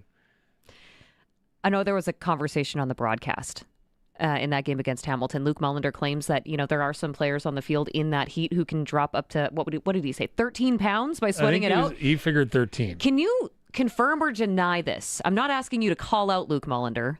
That would be an I don't interesting... think Luke lost 13 pounds in the game. Well, no, but... I've heard some extraordinarily high numbers. Yeah? Yes. And I think, before we came on air, we were talking about the game that we played in Las Vegas during U.S. expansion. And it was, 116 at kickoff. And there were players that, were asking for an IV after the game. They actually needed an IV. And it was some scary situations for some of the larger individuals who dropped a ton of weight. And what that means went through the course of a game is that it is water weight, 100%. And so there are some very high numbers that get registered. And honestly, I wouldn't doubt that there's numbers that are higher than 13 pounds, to tell you the truth. Wow. Yeah. I remember having a conversation during the World Cup, and you talk about some of the analytics, and sometimes the numbers baffle you. But again, the debate was on with me, and I don't know why people wanted to pick fights with me, but apparently that's the guy I am, telling me how much more soccer players are than football players and whatever, right? And so brought up the fact, well, a soccer player can run 12 or 13 kilometers in a game. And I'm like, don't you see the receiver guys that run the waggle all the time? And it probably is pretty mind-blowing what those numbers would be when you see the amount of physicality that an athlete in the CFL has to exert in a game because of field size, time, so on and so forth. Am I out to lunch? Not at all. I think every sport has its own demands, right? Oh, yeah. And being a strength and conditioning professional, I would not train a soccer player anywhere close to the way that I would train a football player because the sport demands are that much different. I think that in terms of these are some interesting conversations that I've had, because Catapult is a worldwide company. It's a company that supplies our data trackers. And, I've had the opportunity to converse with some NFL people as well. And when they see the CFL receiver numbers in terms of how much mileage they're putting in any given practice or game, they're astounded. And that's a function of the pre-snap waggle, pre-snap movement up and down the line of scrimmage, running back to the huddle, the width of the field, the play clock being different as well. I mean, all those things lend itself to a different type of athletic performance fitness. And those guys are exceptionally fit. They would by far be the guys that put on the most mileage in a game or practice for sure. And, and we talk about other differences between the sports.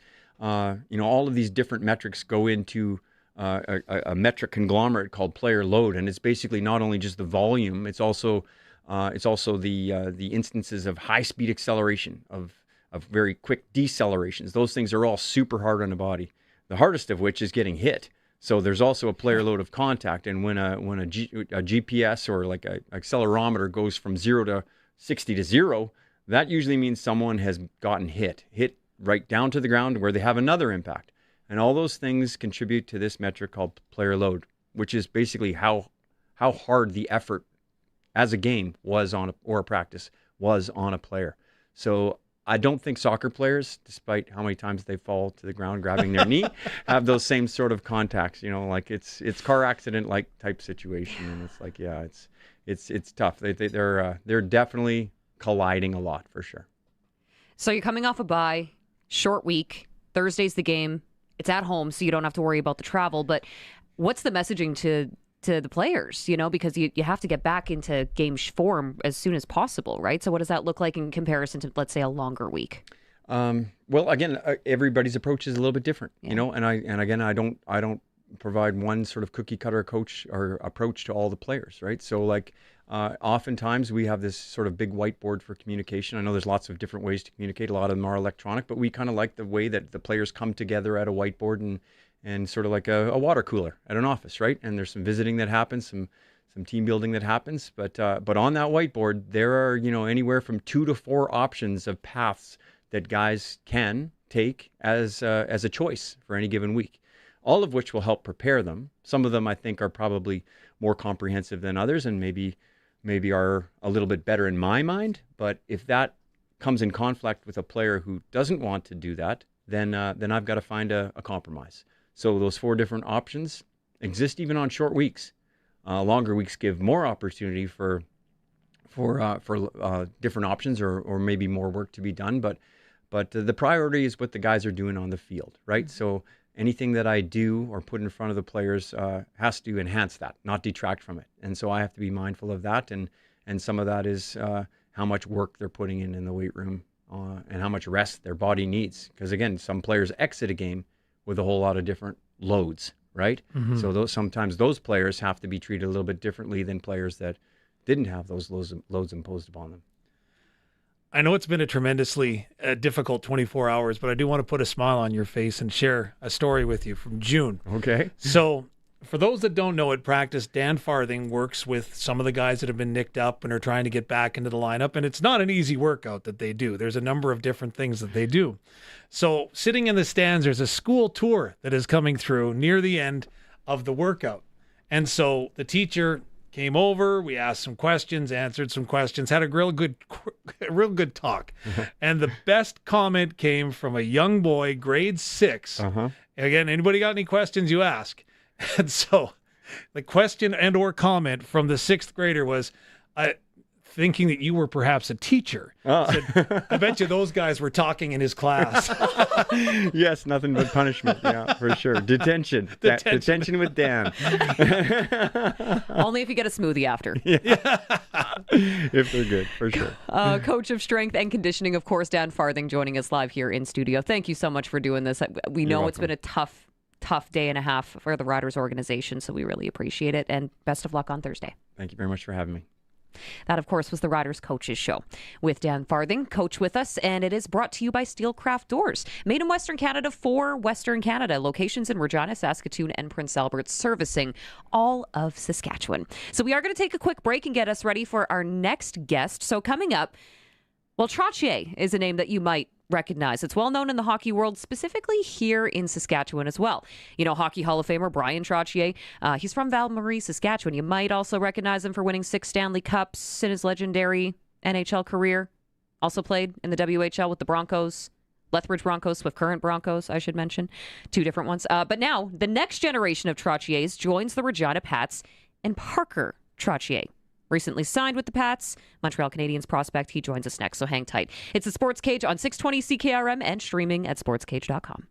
The Roughriders season is here, and the biggest 50-50 in Saskatchewan is back. Last year's 50-50 raised over $3.3 million for amateur football in Saskatchewan, and we couldn't do it without you. Thank you, Rider Nation. This year, we have bigger loyalty and early bird prizes than ever before, not to mention those life-changing 50-50 jackpots. See all of the prizes and buy your tickets today at riders5050.ca, and never miss a chance to win when you sign up for the 50-50 Club. Riders 50-50 is presented by ISC. Lottery license LR260010.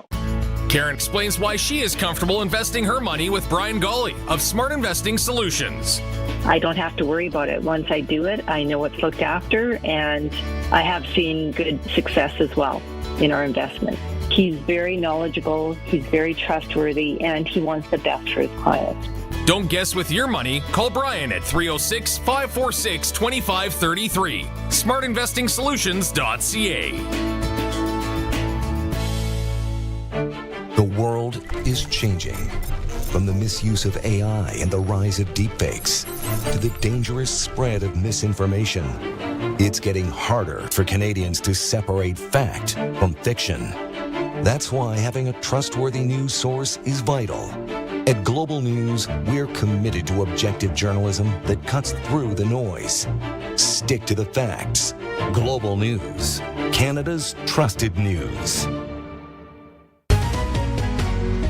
SaskToday.ca is your local news source, proudly serving communities all across Saskatchewan. Sask Today's team of local journalists are on the ground focusing on local topics that matter to you. From agriculture, local community news, sports, and more. Find it all at SaskToday.ca. Sign up for our daily news digest at SaskToday.ca. From Harvard Media, everywhere. Have you seen the patio at Pump Jack's Cathedral? Seen it? I've practically moved in. Do they at least charge you rent? Only if I stop ordering food. I don't blame you. Great food, daily food and drink specials. 30 beers on tap, including local favorites. And there's no better place to catch the game with friends. So what are we waiting for? I'm waiting for this conversation to be over. Let's go. On the corner of Albert and 13th, Pump Jack's Cathedral Saloon and Steakhouse. Come early, stay late. The place where friends meet. The Sportscage Clutch Performer for Keln Solar. Thinking about saving money by using solar power? Keln Solar is a local family company that can put solar panels on your home, business, or farm. KelnSolar.com.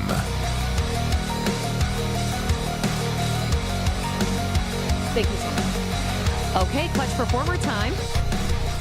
This is for Keln Solar, your Clutch Performers. Okay, so a couple here that I have. Shocker, I have more than one. I'll make it quick, though, because I don't want to keep our next guest waiting here too long. A new name etched into Saskatchewan golf history. 15-year-old Austin Nesbitt has become the youngest ever winner of the Saskatchewan Men's Amateur Golf Championship. So Pilot Butte product, playing out of Wascana Country Club, continues an impressive rise after already winning the Saskatchewan Under-13, Under-15 titles, along with Maple Leafs Junior Golf National Championship. So Nesbitt's victory puts him among the province's top amateur golfers and marks a huge milestone for Saskatchewan's brightest golf talents. At just 15, he is now a Saskatchewan, a provincial champion. So remember that name going forward. I got it. Austin Nesbitt.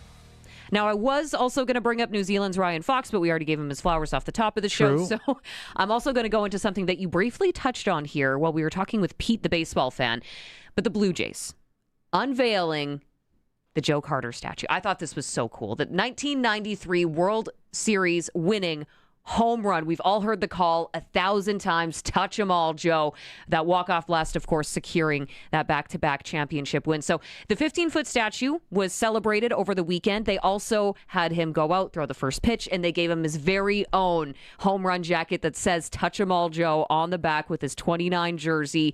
It was pretty cool. This is part of the Blue Jays' 50th anniversary celebrations, and nearly 30 members of those championship teams were back at the Rogers Center for the ceremony this weekend. It's just such a cool reminder of the greatest era in Blue Jays baseball.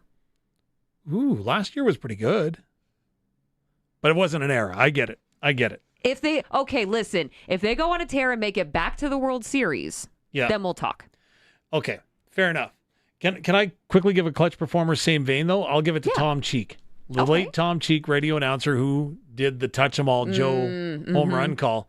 And the best, having an opportunity to interview Mr. Cheek was amazing. Wow, name dropping. Yeah, and totally. Sorry. Making myself feel validated. Thank you. Now I feel shame. Anyways, as I move on with this story. Sorry. The Touch 'em all Joe, that was never like an intended call. That was never a scripted thing. It was never anything that he had in his mind. The reason the Touch 'em all Joe came about, because Joe Carter, remember, was jumping and hopping around the bases. And it was more of him warning and reminding him, you got to touch all the bases because we need your run. And that was where it needs to count. Yeah, that was where Touch 'em all Joe came. So it was a word of caution as opposed to an exclamation point or anything. So watch Tom Cheek's story. Okay, I take back my comment about you name dropping. Thank you. Am I allowed to do that? It's not too late. Are we still friends? Oh, yeah, for sure. Still friends on. Okay, we're good. Let's take a quick break. Colson, you're in charge here. Welcome back. Fair enough. I already gave mine earlier to my wife, my Clutch Performer.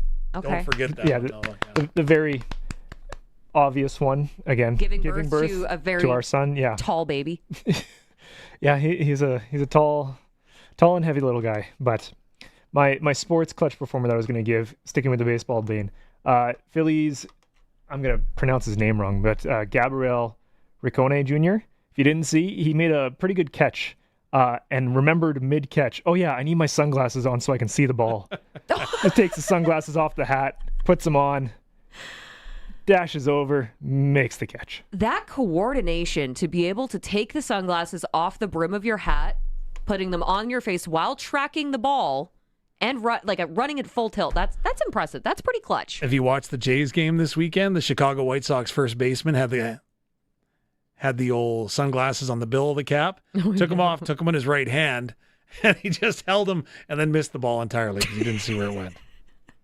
Jays didn't do anything with a second chance, but I'm just saying. Yeah, no, that's fair. Okay, so I think we are ready to go out to our next guest here. This is a new name to Regina hockey fans. Newly signed, or recently signed, Regina Pat, Montreal Canadiens prospect. Joining us on the Western Pizza Guest Hotline, perfect pizza, generous amount of toppings, and all the Greek favorites you love. We're pleased to be joined now by Parker Trottier. Thanks for doing this, Parker. Thank you. Thank you for having me. Appreciate it. Well, I guess it's been a pretty crazy summer for you, Parker. Drafted by Montreal, officially signed to a WHL scholarship and development agreement with our own Regina Pats. I'm sure it's been a bit of a whirlwind. Have you had a chance to take it all in yet? A little bit. Past couple of weeks, I've been kind of really just taking it in. Being obviously drafted by Montreal was a great experience. Then having, literally I was at camp when I signed the contract with Regina, so it all came in at once. But no, it's been good so far. What was going through your mind when you heard your name be picked by the Montreal Canadiens? I was actually working, so I caddy at a country club, and I was mid-loop and got a call from my mom, and I answered it, and she goes, "You got drafted." And I was kind of just relieved, I guess, and kind of I don't know, and felt really good. Obviously an honor, and then I also got called by the people at Montreal. Most important question: did you birdie the hole? I don't think we did. No. So tell me what signing with the Regina Pats means for you and your development moving forward. It's obviously a great place. They've kind of given me a great rundown of what it's going to be like. Obviously, they didn't have a really coach for, I'd say, the first half of the off season. So once I signed, David Bell as a coach, I was kind of I wanted to get to know him as a coach and talk to him a little more about what his coaching experience has been like. And I feel like it's only been positive. So I got a good relationship with him, gained a lot of trust. Obviously, Tristan over there at Regina also helped me out with my path, and I'm just looking forward to it, kind of. So what are you expecting? Have you had an opportunity to visit Regina before? I have not. So it's my only, it's the only thing I'm kind of worried about. I got a lot of, people that have been there for a while, though. I think Maddox Schultz, a 2010 that's, obviously lived there for his whole life. I think I can trust him and rely on him to, teach me the ways, even though I may be a little older. I'll take you out for some famous Regina Western pizza. Oh, is that we're known for our Regina-style pizza. You're going to have a slice when you get here. Okay, sounds good. Don't tell Coach I told you to do that, though. I might get in trouble. I don't think there's any diets going on in Regina, but no.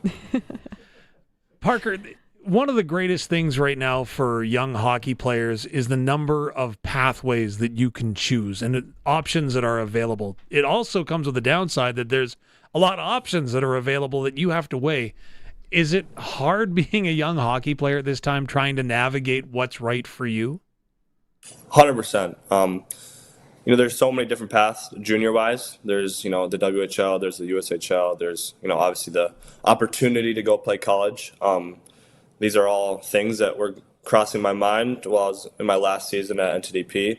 Obviously, I had my USHL experience with NTDP for these past 2 years. And so I kind of wanted to get a little bit outside my comfort zone where it was want to try something new, kind of get a taste of something else. And that's why I kind of chose the WHL over going another year in the USHL.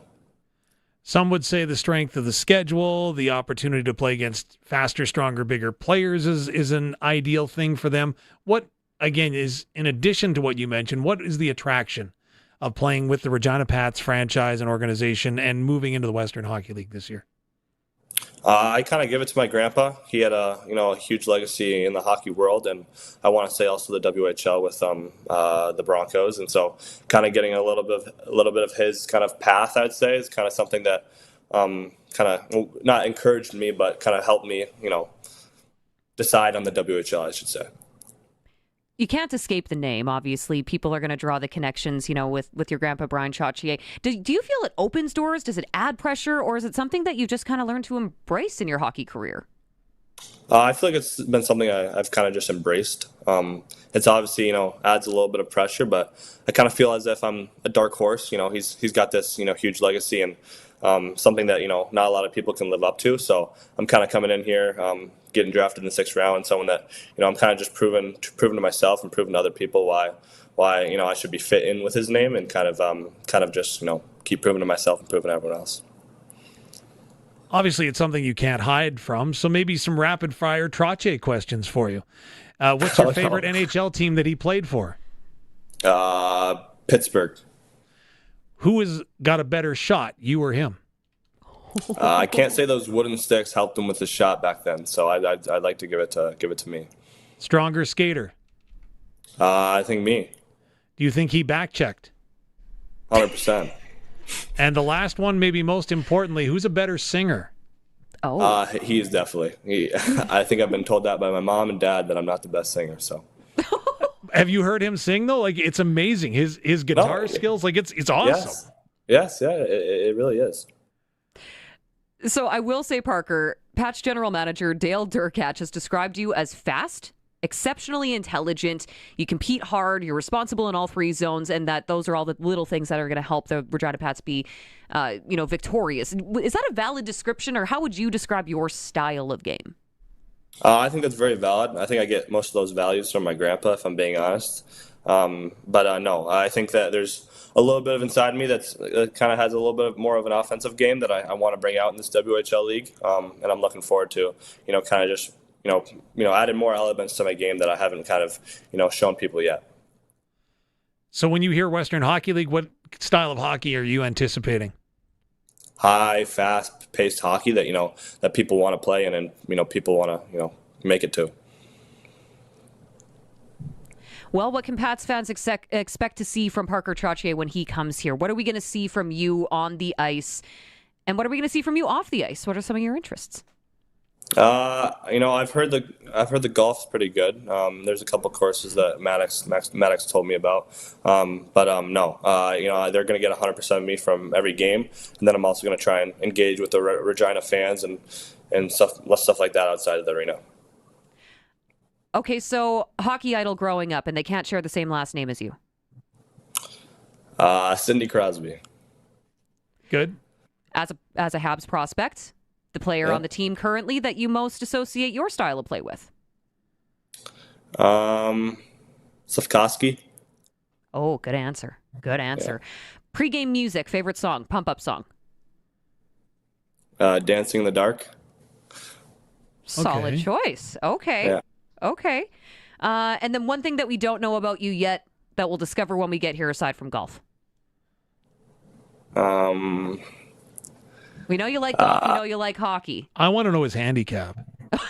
To be honest, it's not very good. But once you get on the course, a lot of times it's kind of easy to read greens and tell your guy where to hit it, I guess. Dave just wants to make sure that he can beat you when you come here next time that there's a Pats golf tournament. I just want to know what kind of caddy. I want to know what kind of player you're with. But then the caddy, right? Are you going to let your guy go walking in the tall grass or no? No. Okay, so he's volunteering to be your caddy is what I'm hearing now. No. I don't think anybody wants that, especially Mr. Trottier. Oh, my goodness. Hey, Parker, really appreciate this. Thank you for taking the time, and we can't wait to see what you do with the Regina Pats in the next season. Thank you. Thank you for having me. All right, good luck on the course. Appreciate this. Will do. All right, we are going to take a quick break. That, of course, was Parker Trottier, newest member of the Regina Pats, and, of course, Montreal Canadiens prospect. Before we take a break here, I did just quickly want to mention one more time here, Saskatchewan Roughrider Foundation 50/50. Get in on it. tens of thousands of dollars to be won every game, plus an early bird prize that's going to be coming up.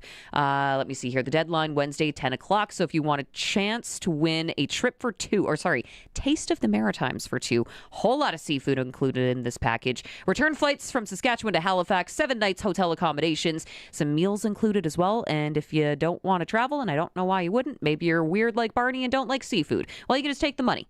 $7,500. He admitted that on the Sportscage last week. He doesn't like seafood. A stray for Barney on a Monday. Wow. I'm allowed, right?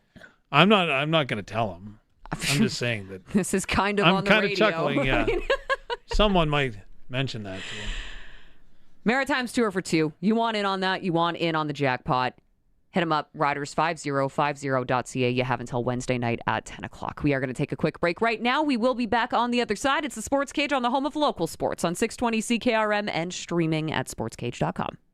Remember when you were out there having some tomfoolery, riding in the back of Grandpa's pickup truck with your friends with no padding or seatbelts? What isn't tomfoolery is where you get your tires. Go to your local Cooper tire dealer. They carry Cooper Discoverer Road and Trail AT tires. They have a durable tread that helps resist cutting, cracking, and tearing that occurs on rough trails. Have your vehicle ready for the road before you are. Visit your local Cooper tire dealer and ask for Cooper Discoverer Road and Trail AT tires. If you've got a Steelcraft garage door, you've got a door with parts manufactured and assembled right here in Canada. A door with better insulation and seal, plus a warranty you're probably never going to use. Combined with a LiftMaster opener, it's the right choice. And if you don't have a Steelcraft garage door, you should get one. And a LiftMaster opener. 100% made by Canadians for Canadians. Steady, tariff-free pricing and great quality, no matter what. Steelcraft door, Steelcraft door, Steelcraft door. We offer more. The Roughriders season is here, and the biggest 50-50 in Saskatchewan is back. Last year's 50-50 raised over $3.3 million for amateur football in Saskatchewan, and we couldn't do it without you. Thank you, Rider Nation. This year, we have bigger loyalty and early bird prizes than ever before, not to mention those life-changing 50-50 jackpots. See all of the prizes and buy your tickets today at riders5050.ca, and never miss a chance to win when you sign up for the 50-50 Club. Riders 50-50 is presented by ISC. Lottery license LR260010. The year-end Progressive Baseball Sale is happening now at Extreme Hockey. Save 10% on your first item, 15% on your second, 20% on your third, and 25% on your fourth item and every item after that. Score big savings on bats, gloves, helmets, training gear, and more from trusted brands like Rawlings, Easton, Wilson, Under Armour, and Marucci. Whether you're gearing up for the playoffs or planning ahead for winter training, now's the time to stock up and save. Don't miss out on the savings. Visit Extreme Hockey today and take advantage of these great deals while they last. Get it hot and get it fast. Western Pizza. Hey, it's your stomach. We need to talk. What are you doing to me here? Another sad little salad? I like eating healthy as much as the next stomach, but sometimes I want to live. Load me up with a Western pizza, pepperoni, ham, bacon, melty cheese. Now we're talking. And maybe some ribs, lasagna, or souvlaki on the side. Treat me like a respected stomach. Western Pizza. Dine in or take out today. And get it hot and get it fast. Western Pizza. Welcome back to Sports Cage. Missed any part of the show? Check out the podcast powered by Freeze Tolman at 620ckrm.com and sportscage.com. Welcome back. Monday installment of the Sports Cage is brought to you by Sask Today, the province's leading news, agriculture, and sports portal. Again, sasktoday.ca. That's where you need to go. Okay, so I forgot to mention this, so I feel like we need to give people maybe a little bit of extra time. SaskTel Pick the Score is back. So you have an opportunity to not only win a $200 SaskTel gift card, but also tickets to the next Rider home game, which is coming up this Thursday at Mosaic Stadium. Oh, yeah, it's going to be a doozy. I think this one's going to be the marquee matchup of the week. I know it's the first game of Week 8, but I think it's going to be the best one because it's the Edmonton Elk and Saskatchewan Roughriders. It's going to be a good game. If you want a chance to win, we just need you to predict what the final score will be. Do you think it's going to be a barn burner? Do you think it's going to be low scoring? What do you think? Also, keeping in mind, we're predicting like 31 degrees and partial sun. So it's going to be a bit toasty. 7 o'clock kickoff, however. So that'll be in our favor. And right now the breeze is looking pretty light.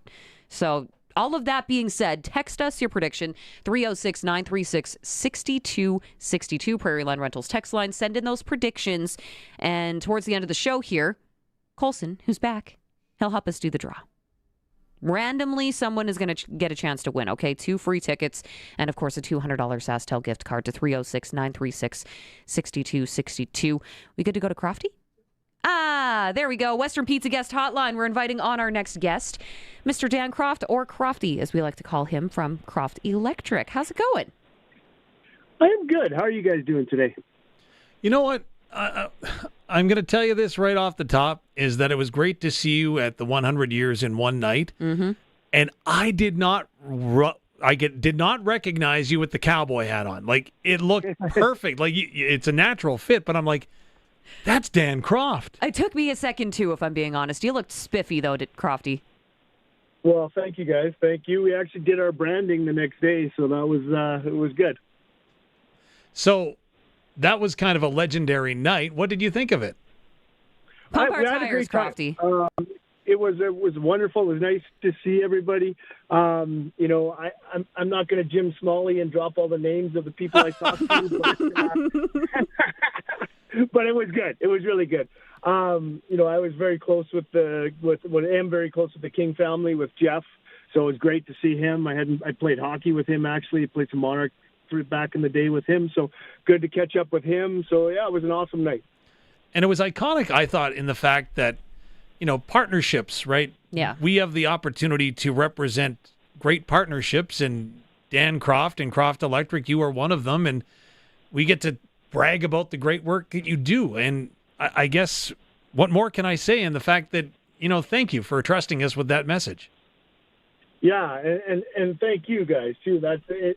It's a partnership both ways. We have done some work for you guys over the years as well, so it's a great partnership. We're big fans of CKRM. I'm a personal big fan of CKRM, as I just said. Big fan with everything you guys do and what you stand for. I liked the breakdown, and I can't remember which one of them described CKRM as country music, rural, and sports, and it's just a perfect fit. And I'm like, that's exactly me too, right? Country music, rural, and sports. I think that might have been the Lieutenant Governor. Oh, there you go. Never thought that you would have been quoting her on the show, I bet. Hey? Look at you name dropping now, Teagan. Oh, okay. Crofty, we got to throw the ball over to your court. You got to let us know what is happening over at Croft Electric these days. Customer preferred program. I should probably be getting signed up for that sooner rather than later, hey? 100%. 100% is, we're in, let's call it the dog days of summer. This is the time, to start thinking about, unfortunately, just thinking about it, but those fall and winter projects and getting ahead of them. Because the way for us to be more cost effective and, save our customers, the bottom line, which is the dollar, is to get us out early, get us out there, get us see your project, let us order material ahead. Let's not, order in a rush. Let's plan the project, plan it right, do it right, and make sure we get it done right. And, of course, you always have your Tip Tuesdays and all the good stuff happening on social media where we can follow along, right? For sure, yes. Please follow us on all socials. We have our Tip Tuesdays, which, gives you some tips about, electrical tips. Sometimes it's just good safety tips. Then we have our Friday Funnies. We try to end the week with a little bit of humor and make everybody laugh. So, yeah. Whether it's a service call or a quote or, maybe you want to talk about financing for any projects between commercial, residential, industrial, or farm, we can find you on your website, of course, croftelectric.com. And then what's that phone number again, Crofty? Yeah, give us a call at 306-586-1333. And, yeah, please check out our website at www.croftelectric.com. Well, thank you very much, Dan Croft, Croft Electric. We'll catch up again later in the week.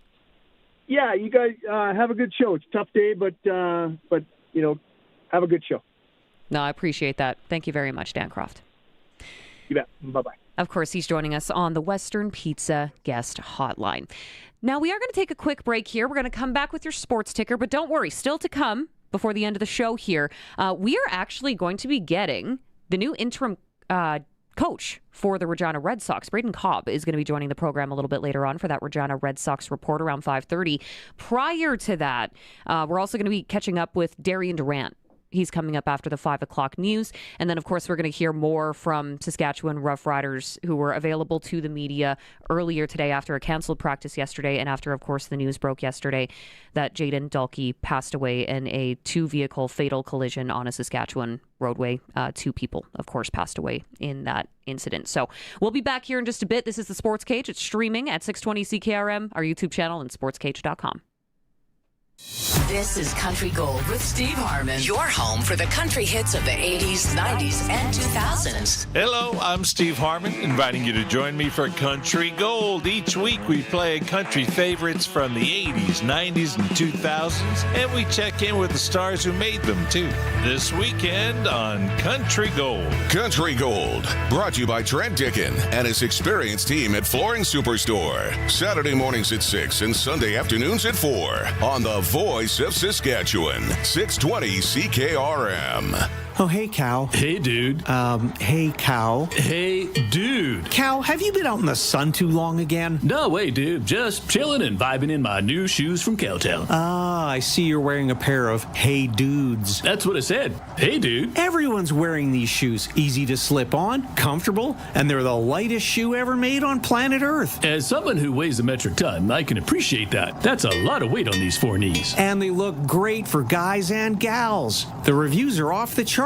So many styles, colors. They're just a good-looking shoe. And it's fun to say, hey, dude, check out my Hey Dudes, dude. See? Totally fun, dude. In town, out of town, for all your Western wear, it's gotta be Cowtown. Shirts and hats, boots and belts, over 7,000 pairs of jeans, and a great selection of Hey Dude shoes. Cowtown Canada on Facebook. You know, dude, these Hey Dude shoes are pretty rockin', dude. Yeah, straight guy, it's only cool when I say it. For the leanest, meanest prices in the crop input industry, call Johnston's Grain. Johnston's offer the best prices in Western Canada on a huge range of products, including seed treatments, inoculants, glyphosate, pre-burn tank mixes, in-crop herbicides and insecticides, fungicides, plant growth stimulants, water conditioners, desiccants, and more.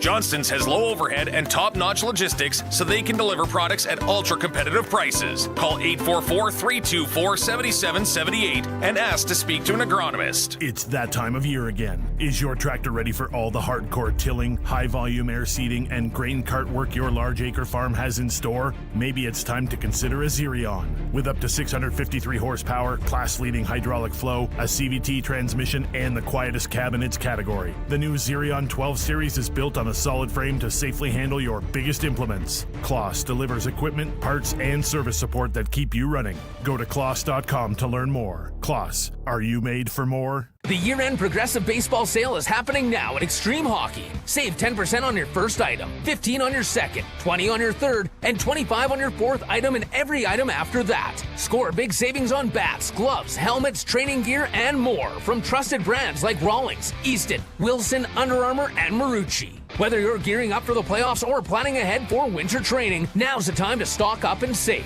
Don't miss out on the savings. Visit Extreme Hockey today and take advantage of these great deals while they last. Get it hot, get it fast. Western Pizza. Hey, it's your stomach. We need to talk. What are you doing to me here? Another sad little salad? I like eating healthy as much as the next stomach, but sometimes I want to live. Load me up with a Western pizza, pepperoni, ham, bacon, melty cheese. Now we're talking. And maybe some ribs, lasagna, or souvlaki on the side. Treat me like a respected stomach. Western Pizza. Dine in or take out today. And get it hot, get it fast. Western Pizza. It's time for the Sports Ticker, brought to you by Extreme Hockey and Sport, 1425 McIntyre Street, the Cooperator Center, Moose Jaw Temple Garden Center, and online at extremehockey.net. Of course, the Saskatchewan Roughriders announced yesterday that team captain Jayden Dalke passed away following a 2-vehicle fatal collision on a Saskatchewan highway. As more information comes to be, visit sastoday.ca, and of course sportscage.com will have the latest for you as well. The Toronto Argonauts have signed CFL pass rusher Sean Lemon to the team. Also, the Stampeders have released American defensive back Benny Sapp III and American receiver Rashad Owens. The The Riders, on the other side here, have added some depth on defense. They've signed American defensive lineman Derek Robertson and defensive back Millard Bradford. Western Canadian Baseball League action. The Millers travel to Medicine Hat to face the Mavericks tonight. The Weyburn Beavers and Swift Current to take on the 57s in a doubleheader. WCBL All-Star Game, 5 players from the Red Sox were representing Team East. And, of course, they helped lead them anyway to a 9-2 victory over Team West in Sunday's All-Star Game at Cairns Field. And Major League Baseball action. Toronto Blue Jays taking on the Tampa Bay Rays. FIFA final. Spain is back on top of the World Soccer stage. Of course, they were champions after defeating Argentina 1-0 in the final. Second ever Men's World Cup title. U.S. Open. New Zealand. Ryan Fox delivered one of the biggest shots of his career to win his first major. And that, of course, was a look at your sports ticker, brought to you by Extreme Hockey and Sport. Join the celebration at Bauerfest this Saturday at Extreme Hockey. Come out for lunch, check out the complete Bauer lineup for the new season, and meet some of the Regina Pats from 11 until 1. Plus, don't miss your chance to win great Bauer prizes and giveaways. And we are going to take a quick break here. We'll do the news. On the other side, Darian, Durant, and your Red Sox report, sprinkle of the day, and more. Hang tight. It's the Sports Cage, and it's streaming at sportscage.com. 620 CKRM, a Harvard media station, broadcasting from Regina, around the world at 620CKRM.com. News is brought to you by Echo Sound in Fort Capel. Stay connected with a new cell phone from Echo Sound, your SaskTel authorized dealer. Call 306-332-6711. The news is brought to you by Crestview Chrysler Dodge Jeep Ram, home of Saskatchewan's biggest selection of Ram trucks and Jeeps. CrestviewChrysler.ca. It's 5 o'clock. Good evening. Partly cloudy and 24 degrees in Regina. I'm Will Manzik from the Sask Today newsroom with 620 CKRM News. Jayden Dalke was one of 2 men killed in a fatal weekend crash on Highway 11. Saskatchewan RCMP say Dalke was driving a silver SUV northbound in the southbound lane when he collided with a black SUV Saturday night. The second driver has been identified as 22-year-old Bhishma Rajyaguru of Regina. Police say both men were the sole occupants of their vehicles and died at the scene. RCMP Director of Strategic Communications Mandy Meyer says it may be a while before more answers are made public. Collision reconstruction investigations take months to complete. Toxicology and autopsy are not yet done. Investigators also found alcohol and cannabis inside of the silver SUV. A GoFundMe has been started for the second victim in Saturday night's crash. The GoFundMe is to get Rajyaguru's body back home to his parents so he can be laid to rest. The goal was $50,000, and it's already surpassed that and sits around $70,000. A 26-year-old man from Brampton, Ontario, has died after a semi-truck rollover on Highway 1 near Chaplin. Swift Current RCMP say the crash happened around 1:45 Sunday morning, about 6 kilometers east of the community. Firefighters and EMS also responded, but the driver, who was the only person in the truck, was declared dead at the scene. RCMP continues to investigate with a collision reconstructionist. Saskatchewan holds the second highest inflation rate in Canada at 4%. The province is tied with Manitoba and behind Nova Scotia's 4.7%. Inflation in Regina is down a bit to 3.8% from 4.3% the previous month, while Saskatoon was down to 4% from 4.2%. The government of Saskatchewan has officially opened a new mountain bike trail at Buffalo Pound Provincial Park. The project includes a climb trail and an intermediate flow trail with berms and rollers and jumps. Officials say the design improves rider safety and trail sustainability. The park now offers more than 30 trails. The new additions are expected to attract more visitors and support tourism. The government of Saskatchewan is reminding people to stay safe around water during National Drowning Prevention Week. Officials say wearing a life jacket is one of the simplest ways to reduce the risk of drowning. That's 620 CKRM News. Read more stories from around your community and around the province at sasktoday.ca and 620CKRM.com. Weather is next. come on. What happened? Broken strings again. That's the third one this summer. Maybe the beach doesn't like your solos, man. Hey, man, while you're changing that up, we're going to head to Echo Sound, your SaskTel authorized dealer. Get connected with SaskTel Internet, Max Stream TV, and the latest cell phones. Laptops are in stock at great prices, and once they're gone, prices are going up. So now's the time to buy. Echo Sound, your SaskTel authorized dealer in Fort Capel. EchoSound.ca. And now your summer savings report for Crestview Chrysler in Regina. Current conditions include no-charge diesels on select Ram trucks, kicking off a powerful month of savings here in Regina, and adventure seekers can get into a brand new Jeep Cherokee with payments starting at just $279 bi-weekly plus tax. Forecast models are calling for heavy discounts, low finance rates, and serious trade values, all expected to continue throughout the entire month. This has been your summer savings report for Crestview Chrysler Dodge Jeep Ram in Regina. Weather for next-gen coatings. Spray coatings for truck bed liners, rocker panels, and more. Same company, new name. 1865 McCarra Street, Regina. And Kevin's Marine. Make the most of summer with a boat or pontoon from Kevin's Marine in Fort Capel. kevinsmarine.com. And now it's time for your 620 CKRM Precision Weather Forecast. Tonight, spotty showers or thunderstorms, a northeast wind between 10 to 20 kilometers an hour, a low of 12. Tomorrow, a mix of sun and cloud, wind northeast 10 to 20, a high of 23. Wednesday, mainly sunny northwest wind between 10 to 20, a high of 27. Thursday, mostly sunny, a high of 31. And Friday, partly sunny, a high of 33. Across the province, Saskatoon 22 degrees, Swift Current 22 degrees, Assiniboia 23, Broadview and Moosomin 20, Yorkton and Melville 18, Estevan 23, Weyburn 23. Right now in Moose Jaw, partly sunny, a wind northwest 21, gusting up to 32, and it's 24 degrees.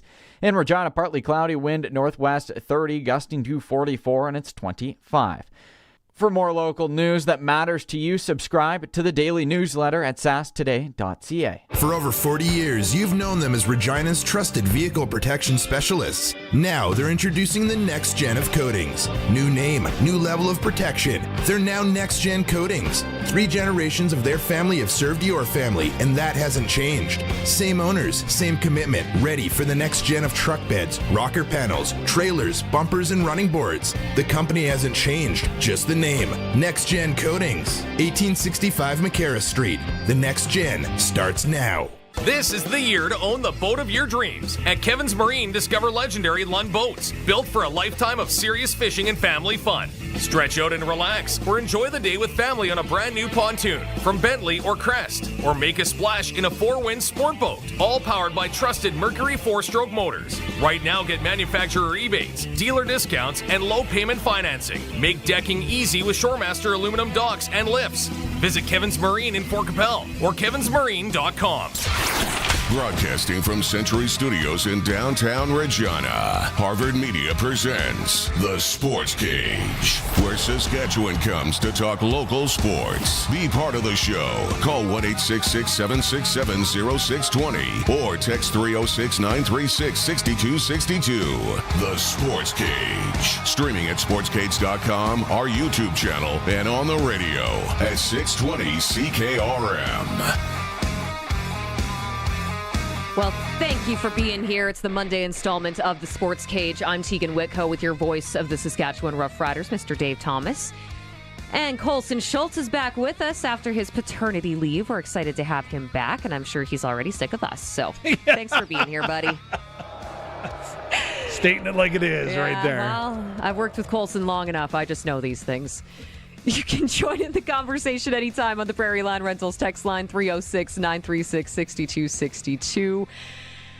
Red Sox report still to come, sprinkle of the day, and more from Saskatchewan Roughriders media availability earlier in the day. But right now, we should probably head out on the Western Pizza guest hotline. Perfect pizza, generous amount of toppings, and all the Greek favorites you love. Let's get doubles linked up here. It's time for Double Talk with Saskatchewan Roughrider legend Darian Durant. Double Talk is brought to you by Dutch Agriculture. Price freeze on openers till end of July, plus save the freight. DutchOpeners.com. Dutch Agriculture, on farm for you. Welcome, Darian. Appreciate you being here today. I'm sure you've heard, has been A difficult couple of days, difficult day and a half here for Rider Nation and the entire Saskatchewan Roughrider organization. Jayden Dalke's passing, of course, he was voted team captain, described by his teammates as the heart of that locker room. Now, from your perspective, I'm sure this one hits especially hard for you as well as someone who has led, a championship team. The void something like that can leave behind for this group of players. Yeah, absolutely. This is just so sad. I mean, and you talk about a guy that everyone loves. When you're a special teams player and you're one of the best and you're a leader of that group, you just seem to gravitate towards everyone in the locker room, right? There's no one specific position group or group of guys that you tend to lean towards. It's just like you're a friend of everyone. So this is a horrible time for the Riders. I feel so bad for his family, friends, everyone associated with him, and like to send my condolences to his family. And I wish them nothing but the best during this tragic time. The entire CFL community offered their condolences and support, of course. I mean, even his former teammate, AJ Allen, he was throwing up the 3-8 during that game after he recorded a sack last night, not making it about him. Now, when it comes to the actual Riders players, though, how difficult is it to overcome that mental hurdle? They're still playing a game on Thursday, right, Darian? Yeah, I mean, I think it has to be so tough for his locker mates. I mean, the guys who sit right beside him in the locker room, the meeting rooms. I mean, just his presence. I don't know him personally, but I hear he's very charismatic, just keeps a smile on his face whenever he's in the building. So it's definitely going to be tough for the guys who sat next to him in meetings, who's always around him. That empty chair is going to be, I just hate speaking on things like this, man. I couldn't imagine walking into a locker room with the guy you just battled with before the bye week and to come back and the seat's empty. It's just horrible. Darian, is football or can football be therapy in this? Every athlete has to go through adversity, not near at this level like the Saskatchewan Roughriders are going through, but somebody may have a sick parent or a sick child at home, or there's so many other things, and we sometimes as fans look at the players as robots. All they have to do is play football. Is football a release, though, from everyday life sometime, and the fact that you can go and focus on something else? Absolutely. You need that. I mean, you need that opportunity to go just take your mind off of whatever may be going on in real day-to-day situations. Go and try to play a game, something that can make you happy. Pick up your mood. You need things like that for everyone, and especially the guys that are closer to him.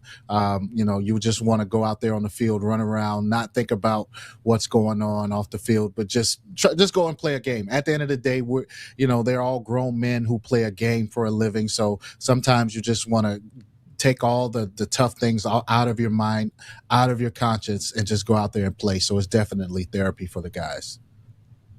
And the fact that the Riders are coming back from a bye week and it's bang, bang, like they're playing right away, is that a benefit? So that, again, everybody is going to grieve in a different way, and not to minimize anything, but is it an advantage perhaps that you get to get right back into a game?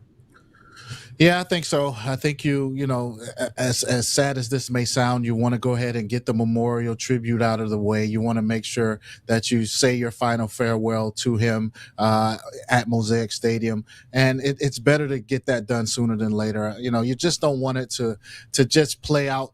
If the game was on Sunday, you have all these days to think about it. What's it going to be like pregame? You just extra days to cry, extra days to grieve. You don't really want to do that. You want to go out there and play right away. So I think it's great that the game is on Thursday this week and that the guys can, just say their final farewells and just get out there and play a game for them. So well said. And of course, if you want to find out the latest, go to sasktoday.ca or sportscage.com. for all the details. So now let's turn the page a little bit and talk about, the game itself. Let's rewind a little bit to Week 7 in the CFL. We'll get to what's ahead for the Riders here in a little bit. But first, I think we got to start with a record that was broken, Darian, one that you may have held. Davis Alexander in that 38-32 win over Calgary. You held that record for consecutive pass attempts without an interception, 323 games, which is absolutely outstanding. If I'm not mistaken, there's a full season in that time frame. But he just beat you. What are you seeing in Davis Alexander to claim that spot in the record book. What is making him so successful right now? Well, first and foremost, congrats to him. I mean, if there's a guy that I would like to see break that record, it's him. I mean, he's the next up-and-coming star. He's there already. So don't let me say up-and-coming. He's there already. So he's just a beast. And I think he just ran into the perfect situation with coaches, with Coach Mace, Jason Mace, former quarterback, Anthony Calvillo, his OC, who's a former quarterback. He just ran into the perfect situation of guys that, as far as getting tutored, the experience, everything you could want as a young up-and-coming quarterback, you have that as far as your staff goes. And then out on the field, he's just a beast, man. There's nothing he can't do. He can extend plays. He has one of the bigger arms in the league, so he can make any throw on the field. So I just enjoy watching him play. He reminds me so much of a young me, just a stocky guy, strong guy, just going out there, running around, making plays. And, he's going to be fun to watch as the season progresses. Of course, the record broken was consecutive passes without throwing an interception. Darian, I like to pride myself in the fact that I cheer for people as opposed to cheering against anyone, but I'll tell you the truth, I was cheering against a lot on that one, just hoping there'd be one interception thrown. Was there a little piece of you that was in there too? Of course. Now, as they were talking about the completions as it was leading up to that, the one that actually broke the record, of course, a little piece of me was like, all right, throw you one here.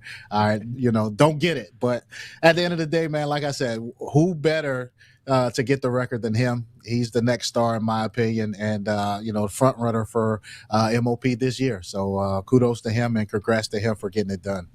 When you look at Montreal and the Alouettes, I mean, they're 5-1. They're top of the East right now, but some are still saying like maybe they haven't quite played their best football yet. I mean, especially when you consider there's a few more things that they could sync up on that offense. But is that a scary thought for the rest of the league?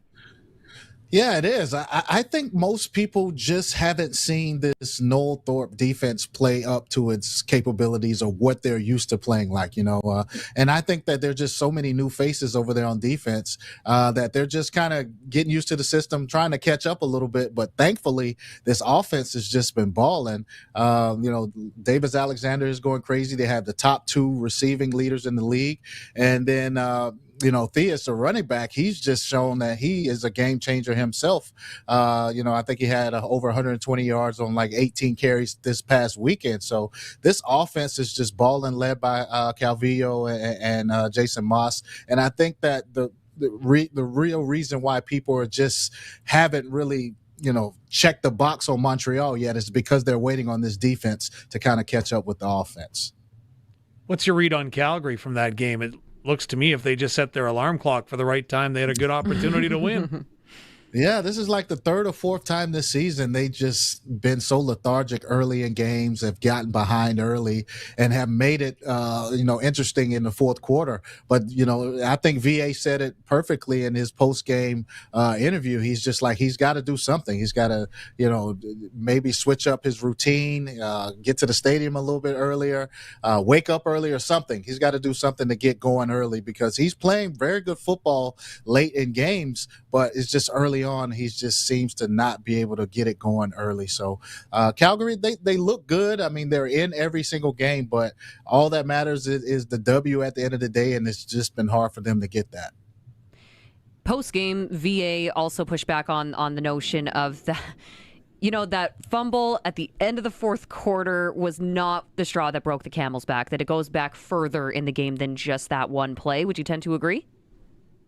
Of course. I mean, if you're a fan, you're going to look, and if a play happens in the 4th quarter that's a game-changing play, then that's just the one you remember because it's the latest game-changing play to happen. But throughout the entire game, 1st quarter on, there are huge plays that could swing the momentum, that could change the game. So, when you don't get it done early, you have opportunities to score. You may miss a field goal here or there early in the game. It matters. So he's right, man. You can't just pinpoint one single play, even though it was huge. You just can't point your finger at one single play and say that was the game deciding play. Should we talk a little Ottawa-Winnipeg? This one's kind of juicy. I love the storylines in this one. Drew Brown at the helm against his former team. 17-point deficit erased. that was just cinema. Plus, we also got to see the new overtime rules at play. But what I want to focus on is Ottawa continuing to find a way to lose close games, 0-6 on the season now. At what point does this start shaking the confidence of this team, Darian? I think that did it. I mean, to be up against Winnipeg, a guy you let go for basically nothing, and to be in control, and you're going down in the third quarter, you're about to score, and let me say this: I think the Saskatchewan Roughriders and Tommy Stevens are showing the rest of the league how important it is to have a guy that can get 1 yard at any given situation. Because in that game, there were like 3 or 4 instances where neither team could get a yard, and those were definitely game-swinging, game-changing plays, especially for Ottawa to get down to the 1 yard line and not be able to score. That's just huge. But I mean, it just has to break their back to have your former quarterback come in, get a win in your place in a game you had total control over for the majority of the game. Drew Brown just showed that he's a fighter. He shouldn't have been let go so easily, and hell of a game for him and being able to come back in such a tough environment. I couldn't reference this in the medical encyclopedia, but I'm sure there's a malady called "here we go again-itis." Do the Ottawa Red Blacks suffer from that, and is it a true thing? It is. I mean, it seems like it, right? I mean, they've been in control of a couple games here and just can't seem to finish. And then this game especially, I think they were up 19-7 in the third quarter, going down, had 3 plays from the 2 yard line and couldn't get it in. And then they get down on the next possession or a possession right after in scoring position, and then throws an interception. So definitely, you can just sense the air go out of the team, the fans, the "here we go again" attitude. You could, even though you didn't hear it out loud, you could definitely look at a guy and see that he was saying it to himself. So it's definitely a case of feel going on in Ottawa right now. Now, speaking of books, I also was able to subscribe to the unwritten rule book, and it says here, you can't lose your job because of injury. Could Zach Collaros lose his job, though, if Drew Brown takes off? Let's face it, he wasn't A-plus material against Ottawa, but he got the win. Man, this is so tough. I mean, you're talking about a future Hall of Famer, a multiple Grey Cup winner. I won't say that yet because I don't think Drew has been consistent enough to where you can just say, okay, he's better than Zach. He should play before Zach. But I think he's definitely raising some eyebrows, and you can definitely pose that question because, I don't think anyone thought that with Zach going down, Winnipeg could continue to have success. And they're quietly sitting at 4-2. No one's talking about them, and I think that's the way they would like it as well. So, just huge move by Winnipeg to even bring Drew Brown in, basically stole him from Ottawa for next to nothing. And you can see how huge he's been for the Bombers and, being able to get these wins in Zach's absence. TSN Farhan Lalji is reporting that Nathan Rourke, his shoulder injury is going to be weeks and not months, but still weeks is a long time for a team that's 1-4 in the BC Lions. Do you anticipate them doing something after Chase Bryce tosses 4 interceptions? And the name that has been mentioned to me is maybe you look at trying to get Nick Arbuckle out of Toronto. Yeah, I think you have to do something. I mean, it's so hard for young guys to come in with no experience and have success in this league. It's just rare. And, even with Chase getting his opportunity, when you go out there and you throw 4 picks, I mean, he kind of looked like he was out of place a little bit, throwing some of his passes up into double and triple coverage. He just doesn't seem to have the timing down right now. So if BC would like to, survive this little stretch without Nathan Rourke, then either they're going to have to go get a vet, or Nathan's going to have to make a miraculous recovery and do something special to get back on the field, because I don't see Bryce being the answer for BC, especially after throwing four picks. But we'll see. Edmonton's defense is one of the top in the league, and it wasn't an easy job for him to come in after one possession, and that's not easy for anyone. So we'll see. One of the other things that stood out to me, obviously, the quarterback conversation was a big point of discussion after the 1917 win for Edmonton, but the Lions have somehow seemed to figure out the run game when it comes to Edmonton. I don't know what it is. Maybe you can break this down for me, but they held off Rankin. They were able to stunt his production this season so far in their first 2 matchups. Is there anything there that maybe the Saskatchewan defense can maybe borrow from that blueprint when it comes to their game against the Elk this week? Yeah, I think so. I think the way Ryan Phillips designs this defense, it's tough for a quarterback like Cody. And whenever it's hard for Cody to throw, now you can focus on the run game and being able to stop Rankin. And I think that's what BC did. So I think if this Rider defense can look at some of the coverages that may have confused Cody a little bit, made it tough for him, that gave them the ability to load the box to be able to stop the run, that'll be good. It's just matchups, right? It's a game of chess. Sometimes other coordinators may get the best of certain quarterbacks and vice versa. So I just think in a matchup situation like Edmonton versus BC, I think it's harder for Cody to throw against those DBs, that system. So that allowed the defenders from BC to load the box and focus on the run game. You jumped right into my next question. We've often talked about the number of offensive coordinators that you had in your career. Trey Ford gets the start in Hamilton. I don't know what we were expecting, if we expected as much RPO as we saw, as much of quarterback running as we saw, which seems to be completely anti-Scott Milanovich. As an offensive coordinator, are you working your offense around the personnel you have, or are you making your personnel work the offense that you have? I think at this point, especially with Scott being the veteran that he is, years and years in the game, different quarterbacks he's coached, I think you kind of have to cater the system around Trey Ford's strengths. I mean, he's not going to change at this point. He's not going to become a Ricky Ray or Anthony Calvillo by tomorrow with his accuracy. So you have to work with what he has and what he does best. And I was very impressed, actually, with him from the pocket. I think the lines, the route concepts that Milanovich drew up for Trey Ford to his strengths, actually. And then when it wasn't there and the blitz came, he was able to pull down and use his legs. That's something you just can't teach or coach. So I think Scott's doing a good job of kind of managing Trey's strengths and not putting him in harm's way, not making him read too many defenders on the field, because I think that can get him in trouble because he's not a true pocket quarterback. But I love what they're doing with him. It's only been one game, but so far so good. And we'll see if they can continue this momentum going forward. So whether you're Trey Ford or Darian Durant, you have to have pocket awareness and a pretty good internal clock. Where does that training come from? Is that film?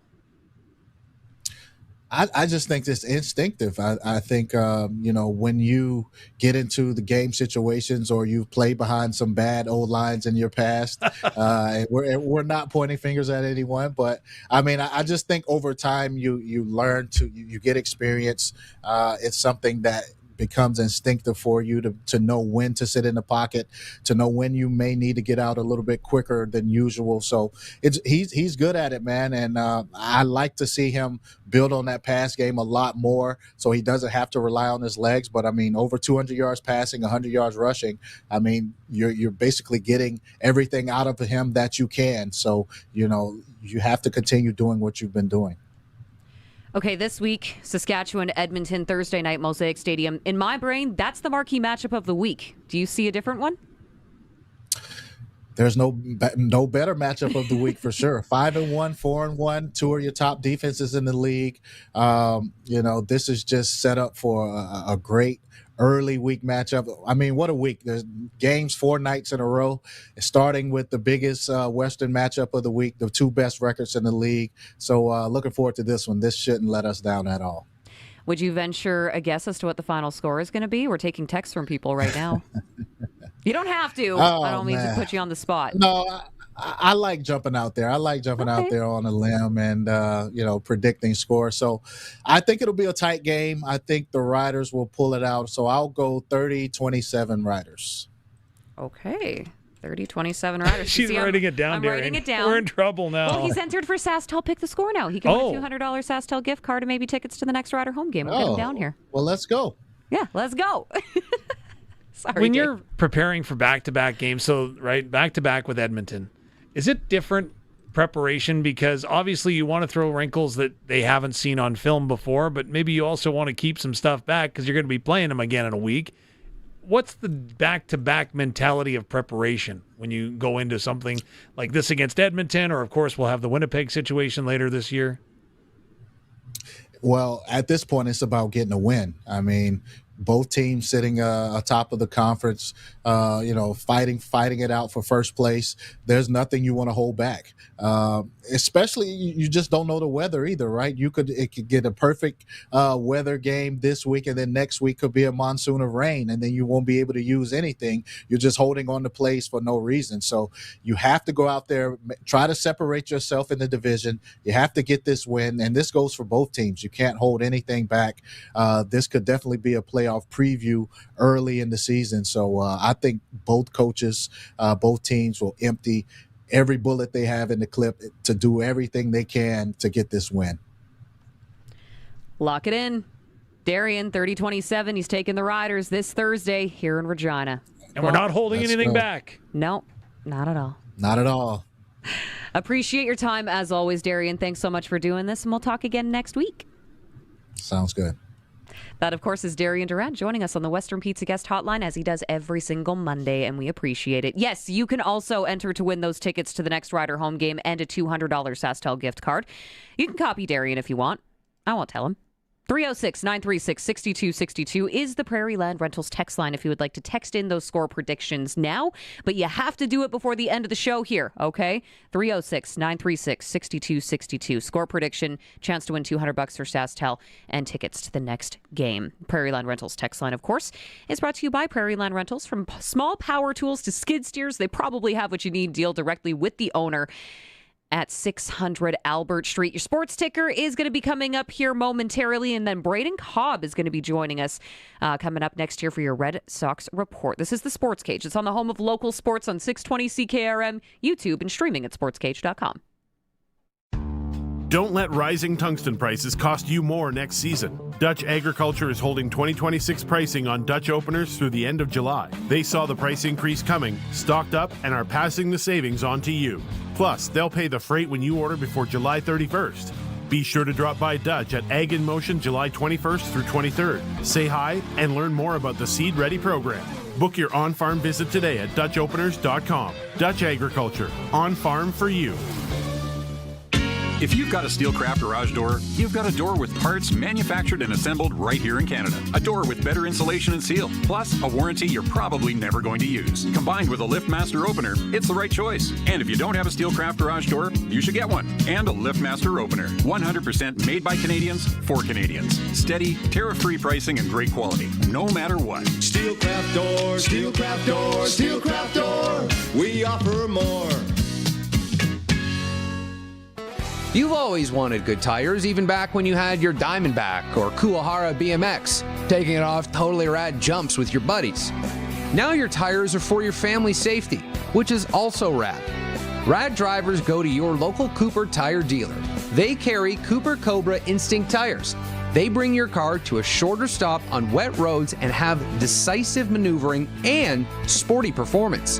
Visit your local Cooper tire dealer and ask for Cooper Cobra Instinct tires. Back to Sportscage. Text 306-936-6262. 620 CKRM. Okay, we need to take a look at your sprinkle of the day. You still have your sports ticker coming up here in just a little bit. But of course, your sprinkle of the day is brought to you by Sports Select. Getting in on more of the sports action is as easy as playing at sportsselect.com. You can go to sportscage.com to do your research if you want. Play the trivia. Why not? Yeah, there you go. See, brush up on your knowledge. Simply make your picks online, get that QR code, lock it in at your local Lotto Spot retailer. You see the signs all over town. They're all over the place. You can also go fill out the little slips in store. That's cool too. Every bet is 100% legal with a chance of winning cash in hand. Sports Select. When you're ready to play, bet on the original. Must be 18 plus and you must play responsibly. I think because we were just talking about it with Darian, we got to look at the futures. We got to look at the CFL. And we got to look at the lines for the Riders and Elk. You're laughing every time I say Elk. I'm refusing. You and Luke are Elk. Yes, absolutely. Because it's grammatically incorrect. Although most sports teams are. I mean, you look at the Leafs, it should be Leaves. It's Yes. Leafs. I could go. Don't get me down that rabbit hole. Fair. Let's not I'll do just that. be quiet here and just happily smile. So, Futures. regular season. Oh, I guess it was it this week? Sports Select, yeah. Okay, I'm jumping too far ahead of myself. I keep forgetting it's a Thursday game. That could be my issue. So we're going to look at football here. Sports Select There you website. go. There we go. Okay, so Pro Line. I don't know what I want to take here. I will say the CFL has definitely caught on, and they're bumping up the over-under on games lately. 57.5. Yeah, 57.5. I think I'm going to be taking the under on that one. Yeah. You know what? Edmonton plays the Riders the last 3 years really, really tough. Yeah. Justin Rankin can go off, especially at Mosaic Stadium. Mm-hmm. But I think the defense is going to be showing up for both teams. So that's why I'm thinking maybe it's not going to be as high scoring. Yeah, I don't know. I don't think the under is wrong. I'll say that. What do you think about the Pro Line here? Riders 4.5 point favorites? Yeah. Or the point spread there. That's a point spread. Oh, I'm sorry, yeah. But yeah, 4.5. What would you take on that one? Again, it's gonna. I don't see you it think it's being gonna a be that blowout. tight? I think it's going to be a tight game. So I you think would it'll be take- decided by a touchdown. Yeah. Okay. So you're going to take that one there. Obviously, you're going to take the Riders in this game, right? Who else? So you're taking the Riders on the point spread, and then we got to take the under on this one. Ooh, let's just quickly slide down to Stamps and Bombers. See, that one blows my mind. That's- 59.5. Probably Yeah. they're thinking that Calgary will get 56 of those points. You think? I really like Calgary's offense. They had to play their against offense is Montreal good. back to back. True. And But you're Winnipeg going didn't after look newly great. minted Drew Brown. Well, I haven't anointed him, but the ceremony's You were talking coming. about him like you were. We've got a scepter, if that means anything. Okay, fair enough. So point spread 1.5. Winnipeg the favorite. Yeah. Winnipeg, as Darian was bang on. Yeah. They're the quietest good team in the league right now. Well, and I think it's because everybody was just anticipating that they wouldn't be good this season because they had some, woes last year. Well, and when Collaros went down, talk about timing. Mm-hmm. When the Bombers went out and got Drew Brown, right, the week before, Zach Collaros goes down. It's incredible timing, Yeah, right? picked him up for pocket change too, so that decision's looking Well, really it's still a first-round pick, but yeah. Well, I guess. Understood. Yeah. I don't know. At the end of the day, that's going to be an interesting storyline to watch this week as well. I always like those good West Division showdowns. Oh, you know? yeah. Well, the BC one is going to be interesting to watch, too, to see how long and how much trust. Because the Lions do have to sign a quarterback this week. Now, I haven't looked on the transaction wire yet to see whether or not they have. But Argos picked up Lemon. Yeah. Yeah. So Sean Lemon goes to Toronto. Again, I'm serious. If I was Toronto, I don't know that Toronto is 100% okay with the depth of their quarterback position behind Arbuckle. So you've got Chad Kelly, then you got Nick Arbuckle. Yeah. And Hey, I Arbuckle think went to the Grey Cup with him. won them a Grey Cup. Yeah. Played every game essentially last year. Now, the results weren't great at times, but he's got experience. He knows what to do. And he knows the scheme. So I'm just really curious. I'm curious whether BC would inquire about his availability. I have no idea if they would. Very interesting. But the other name that's kicking around is the other guy that they had last year, and Jeremiah Masoli. Now, I don't believe Jeremiah has officially announced his retirement, but is he in shape? Is he willing to go? He knows the system. So you're saying there's a chance. I'm telling you there's a chance, Teagan. That is your sprinkle of So the day. you're telling me there's a chance? How do you have that all ready to go? It's your first day back. Oh, my goodness. Give him a raise. Yeah. I don't know if you're the one that hands them out. I'll take one too, but holy, Colson's on it. I love it. Okay, let's not keep our guests waiting any longer. Western Pizza Guest Hotline. We'll head out in a second here with Braden Cobb. It is your Red Sox report. Oh, he wasn't ready for this one, though. Oh, man. Oh, I take it back. there it No raise goes. for you. All the way down there. Showcasing the boys of summer. Time for another edition of the Sportscage Regina Red Sox Report on 620 CKRM. Brought to you by Unifor 594. Energy Workers. Putting the care in career since 1942. Safety is our business. Well, thank you very much, Braden Cobb, for joining us on the Western Pizza Guest Hotline. Of course, serving now as the interim field manager for the Regina Red Sox. Did you have a chance to go up to Saskatoon for the All-Star game this weekend, Braden?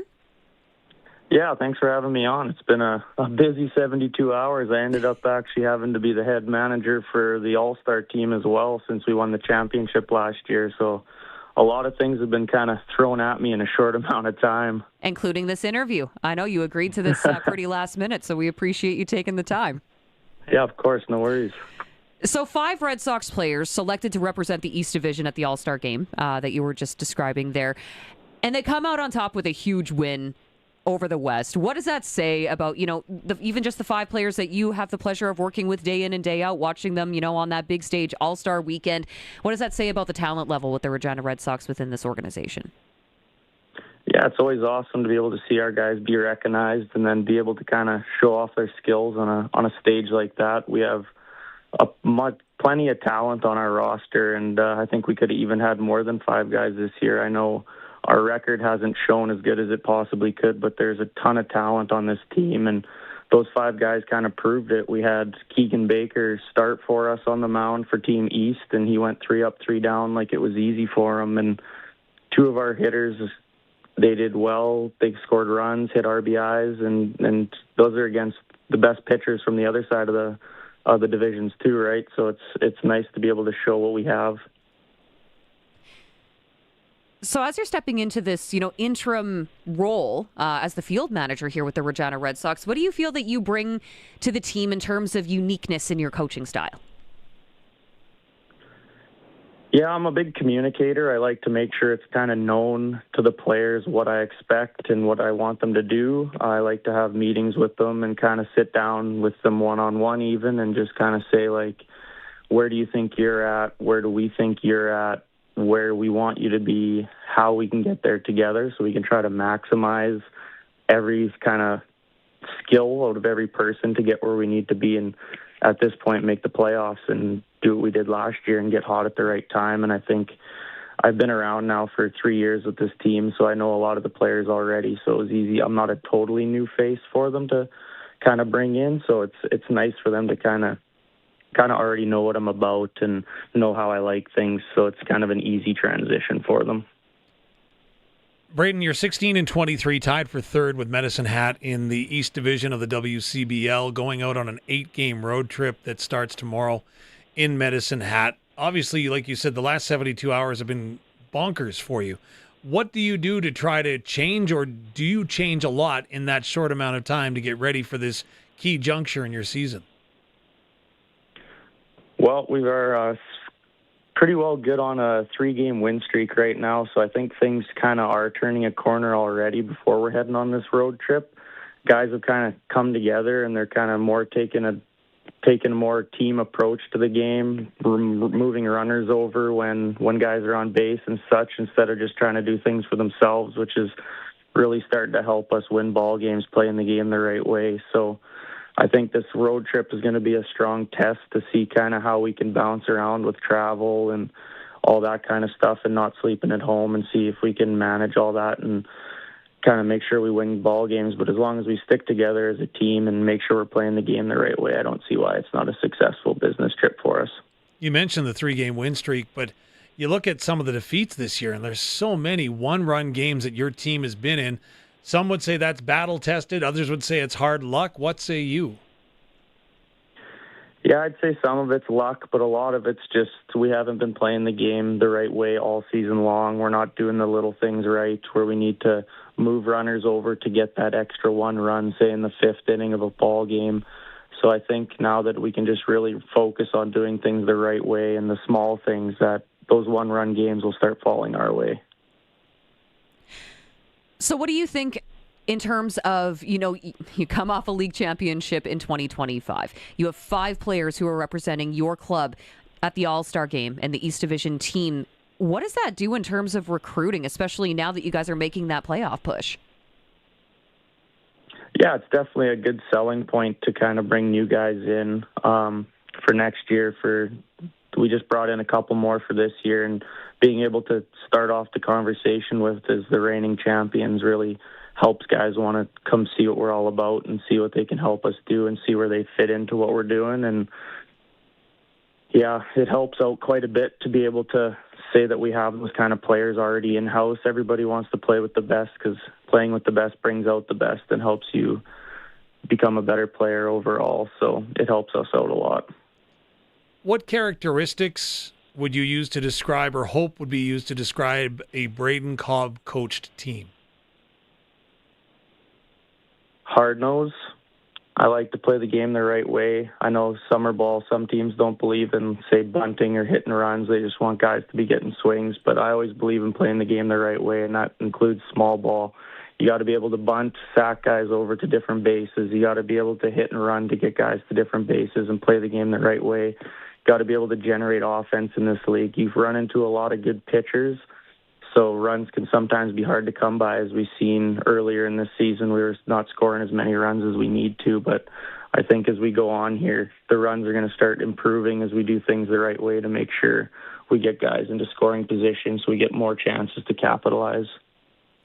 You know, we just had Parker Trottier joining us on the show a little bit earlier on, who is going to be new to Regina, joining the Pats. But I'm curious because, Braden, you just brought up that you have a couple of new players that are going to be joining your organization. And I'm curious, what is the Welcome to Regina starter pack when Regina Red Sox players come into the Queen City? Are you sending them for Regina-style pizza? What's the go-to for these new recruits? Yeah, so they just got in this week. So the biggest thing we've told them to do is we have an off day Thursday, so they definitely better get down to that Rider game and see what Saskatchewan's all about. That's the hottest ticket around and shows off the love for sports that we have here in Saskatchewan. And I know a lot of the players love taking them to Leopold's and having some food over there. It's always a good spot for them to go after games. Did I just hear Coach say he's buying? Oh, I'm not sure. Maybe I'm putting words in his mouth. Obviously, you mentioned again, I go back to the 72 hours, Braden, that you talked about. What's it been like with the team? Has the team been able to understand and I guess feel for what the change has made with you coming in? And what's the approach been and what have conversations been like? Obviously, you haven't had a chance to play many games with the All-Star break this weekend. Yeah, it happened pretty quickly, but from what was going on in-house, it wasn't a shock to the players. They kind of seen what was happening and what was going to change, and so it came up pretty easily for them. I think they've all taken it really well, and I've had a lot of players reach out and say they're happy that I'm taking over, just as they already know me for the last 3 years, so they're comfortable with it instead of having to kind of learn a new philosophy and a new way of coaching and all that stuff and a new way to play the game. So I think it's been received well, and I think we're going to be on a good pace here to finish out the season in a good positive role.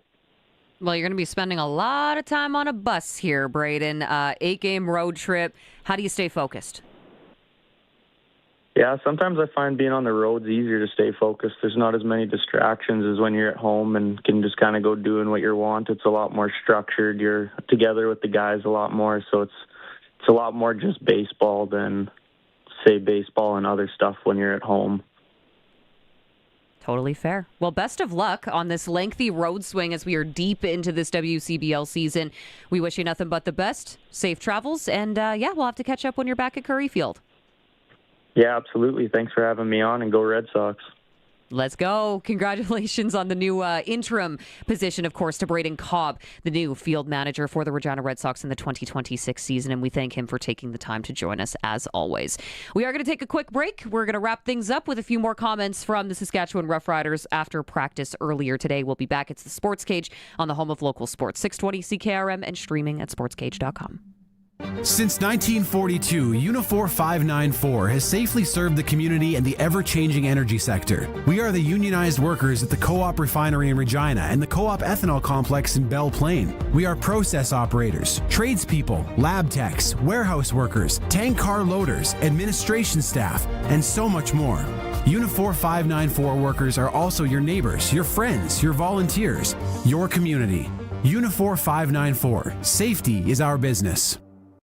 If you've got a Steelcraft garage door, you've got a door with parts manufactured and assembled right here in Canada. A door with better insulation and seal, plus a warranty you're probably never going to use. And if you don't have a Steelcraft garage door, you should get one. Don't just hang a door, install a Steelcraft. Turn curb appeal into curb envy. Steelcraft door, Steelcraft door, Steelcraft door. We offer more. Steel-craft.ca. Remember when you were out there having some tomfoolery, riding in the back of Grandpa's pickup truck with your friends with no padding or seatbelts? What isn't tomfoolery is where you get your tires. Go to your local Cooper tire dealer. They carry Cooper Discoverer Road and Trail AT tires. They have a durable tread that helps resist cutting, cracking, and tearing that occurs on rough trails. Have your vehicle ready for the road before you are. Visit your local Cooper tire dealer and ask for Cooper Discoverer Road and Trail AT tires. The Roughriders season is here and the biggest 50-50 in Saskatchewan is back. Last year's 50-50 raised over $3.3 million for amateur football in Saskatchewan, and we couldn't do it without you. Thank you, Rider Nation. This year, we have bigger loyalty and early bird prizes than ever before, not to mention those life-changing 50-50 jackpots. See all of the prizes and buy your tickets today at riders5050.ca, and never miss a chance to win when you sign up for the 50-50 Club. Riders 50-50 is presented by ISC. Lottery license LR260010. Text CKRM 306-936-6262. Powered by Prairie Land Rentals. From power tools to skid steers, they probably have what you need for your job. 600 Albert Street, where you deal with the owner. It's time for the Sports Ticker. Brought to you by Steelcraft Doors Regina. Made in Western Canada for Western Canadians. It was announced earlier this afternoon the Toronto Argonauts have signed veteran CFL pass rusher Sean Lemon. Also, the Calgary Stampeders have released American defensive back and former Saskatchewan Roughrider Benny Sapp III, as well as American receiver Rashad Owens. Saskatchewan Roughriders have added some depth on the defense, signing American defensive lineman Derek Robertson, as well as defensive back Millard Bradford. Robertson brings CFL and pro experience after spending 3 seasons with the Tennessee Titans, 19 games, 5 sacks. Most recently played with the DC Defenders. Wow, it's been a long day apparently. DC Defenders of the UFL, where he earned all UFL honors in 2026 after posting 8 sacks, 12 tackles for loss. Bradford joins Saskatchewan after spending time with the Saints and the Chicago Bears. Former TCU standout, played 58 games in college, 231 tackles, 4 interceptions, 19 pass breakups. Western Canadian Baseball League action. The Millers are in Medicine Hat to face the Mavericks. Weyburn Beavers in Swift Current to take on the 57s in a doubleheader. WCBL All-Star Game, a 9-2 victory for Team East, which included 5 players from the Regina Red Sox that you just heard us talking about with Braden Cobb, Toronto Blue Jays taking on the Tampa Bay Rays right now. FIFA final was yesterday. Of course, we now have Spain crowned as the victors, beating Argentina 1-0 in the final. It's Spain's second ever World Cup men's title. U.S. Open Championship, New Zealand's Ryan Fox winning his first major and one of the biggest shots of his career on the 18th hole there, sinking a birdie. And then, of course, the news broke yesterday via the Saskatchewan Roughriders. They alerted fans, Rider Nation, the media, everybody that Jayden Dalke had passed away at the age of 30 following a 2-vehicle fatal collision on a Saskatchewan highway. More information is being released by RCMP as the hours progress and time goes on. You can always, of course, find the latest at sastoday.ca. When we first started off the show, we opened it with comments from the Riders general manager, Jeremy O'Day. If you would like to go back and listen to those comments and him addressing the media with his full statement, you can go back and listen to this in podcast form at any time. Or, of course, we are on YouTube, so you can go there. You can just scooch all the way back to the beginning of the show, and you can hear his comments there. He was a captain. He was a linebacker. Jayden Dalke, at the age of only 30. We will talk about the Riders more and more as the week progresses, but today is certainly a day where we just want to, send our thoughts and our condolences to all of his teammates, the Rider organization, his family, and of course the fans here at the Sportscage. Our thoughts are with you. And of course his teammates also had plenty to say. Fellow captains at Rider practice today, right, Dave? They were the ones addressing media? Absolutely. We heard from Jameer Thurman and Trevor Harris, amongst others. So Jameer Thurman specifically focused about, what Jayden would want in this situation had it been somebody else in that position. first thing I did is I always go to our linebacker room, and and that's when I found out. It was very unfortunate, but I know that, he will want us to keep doing what we've been doing, never let up, and just go out there and play for him for sure, but play for ourselves as well, because he will always be a part of our family, and we love him. That, of course, was Jameer Thurman speaking on the passing of Jayden Dalke. And the Saskatchewan Roughriders will be playing for him, as you heard him say, for number 38 this Thursday night as the Edmonton Elk are in town to face your Saskatchewan Roughriders. We will have all of the calls with Dave Thomas and Luke Mullender right here on 620 CKRM and our Sportscage YouTube channel, our sportscage.com website as well. And we will have your pregame show starting on 620 CKRM with myself, Wes Cates, Barney Shinkrook, Justin Dunk. We'll all be there starting at 4 p.m. Kickoff is at 7 o'clock local time from here in Regina. She's going to be a toasty one, so make sure you stay hydrated, and we will see you at the stadium because Barney is in for the remainder of the week. Welcome back again to Colson. So happy to have you back here, even though you might be sick of us already. One show in. That's okay. Barney's back tomorrow. You get to put up with him. On behalf of myself, Dave Thomas, Colson Schultz, and you for listening, thanks for being here. This is the Sports Cage on 620 CKRM and streaming at sportscage.com. Rider Nation lives on 620 CKRM. I'm Dave Thomas, voice of the Saskatchewan Roughriders. Thursday is game day as the Riders take on the Edmonton Elks. Countdown to kickoff with Teagan, Witko, and Wes Cates is at 4. The pregame show's at 6, and kickoff with Luke Mullender and I is at 7. Saskatchewan Roughrider football on the Cooperators Rider Broadcast Network is brought to you by UFA, Steelcraft Doors, Stars Lottery, Salford Group, and Sask NDP Caucus. Stream every moment of Rider football at sportscage.com. Don't miss the annual Combine and Header Auction happening online at yacauctions.com July 18th through the 22nd. You can bid on combines like 9240s, 8230, 9230s, 8250, straight cut headers. There's Case, John Deere, MacDon, New Holland, you name it. That's all online at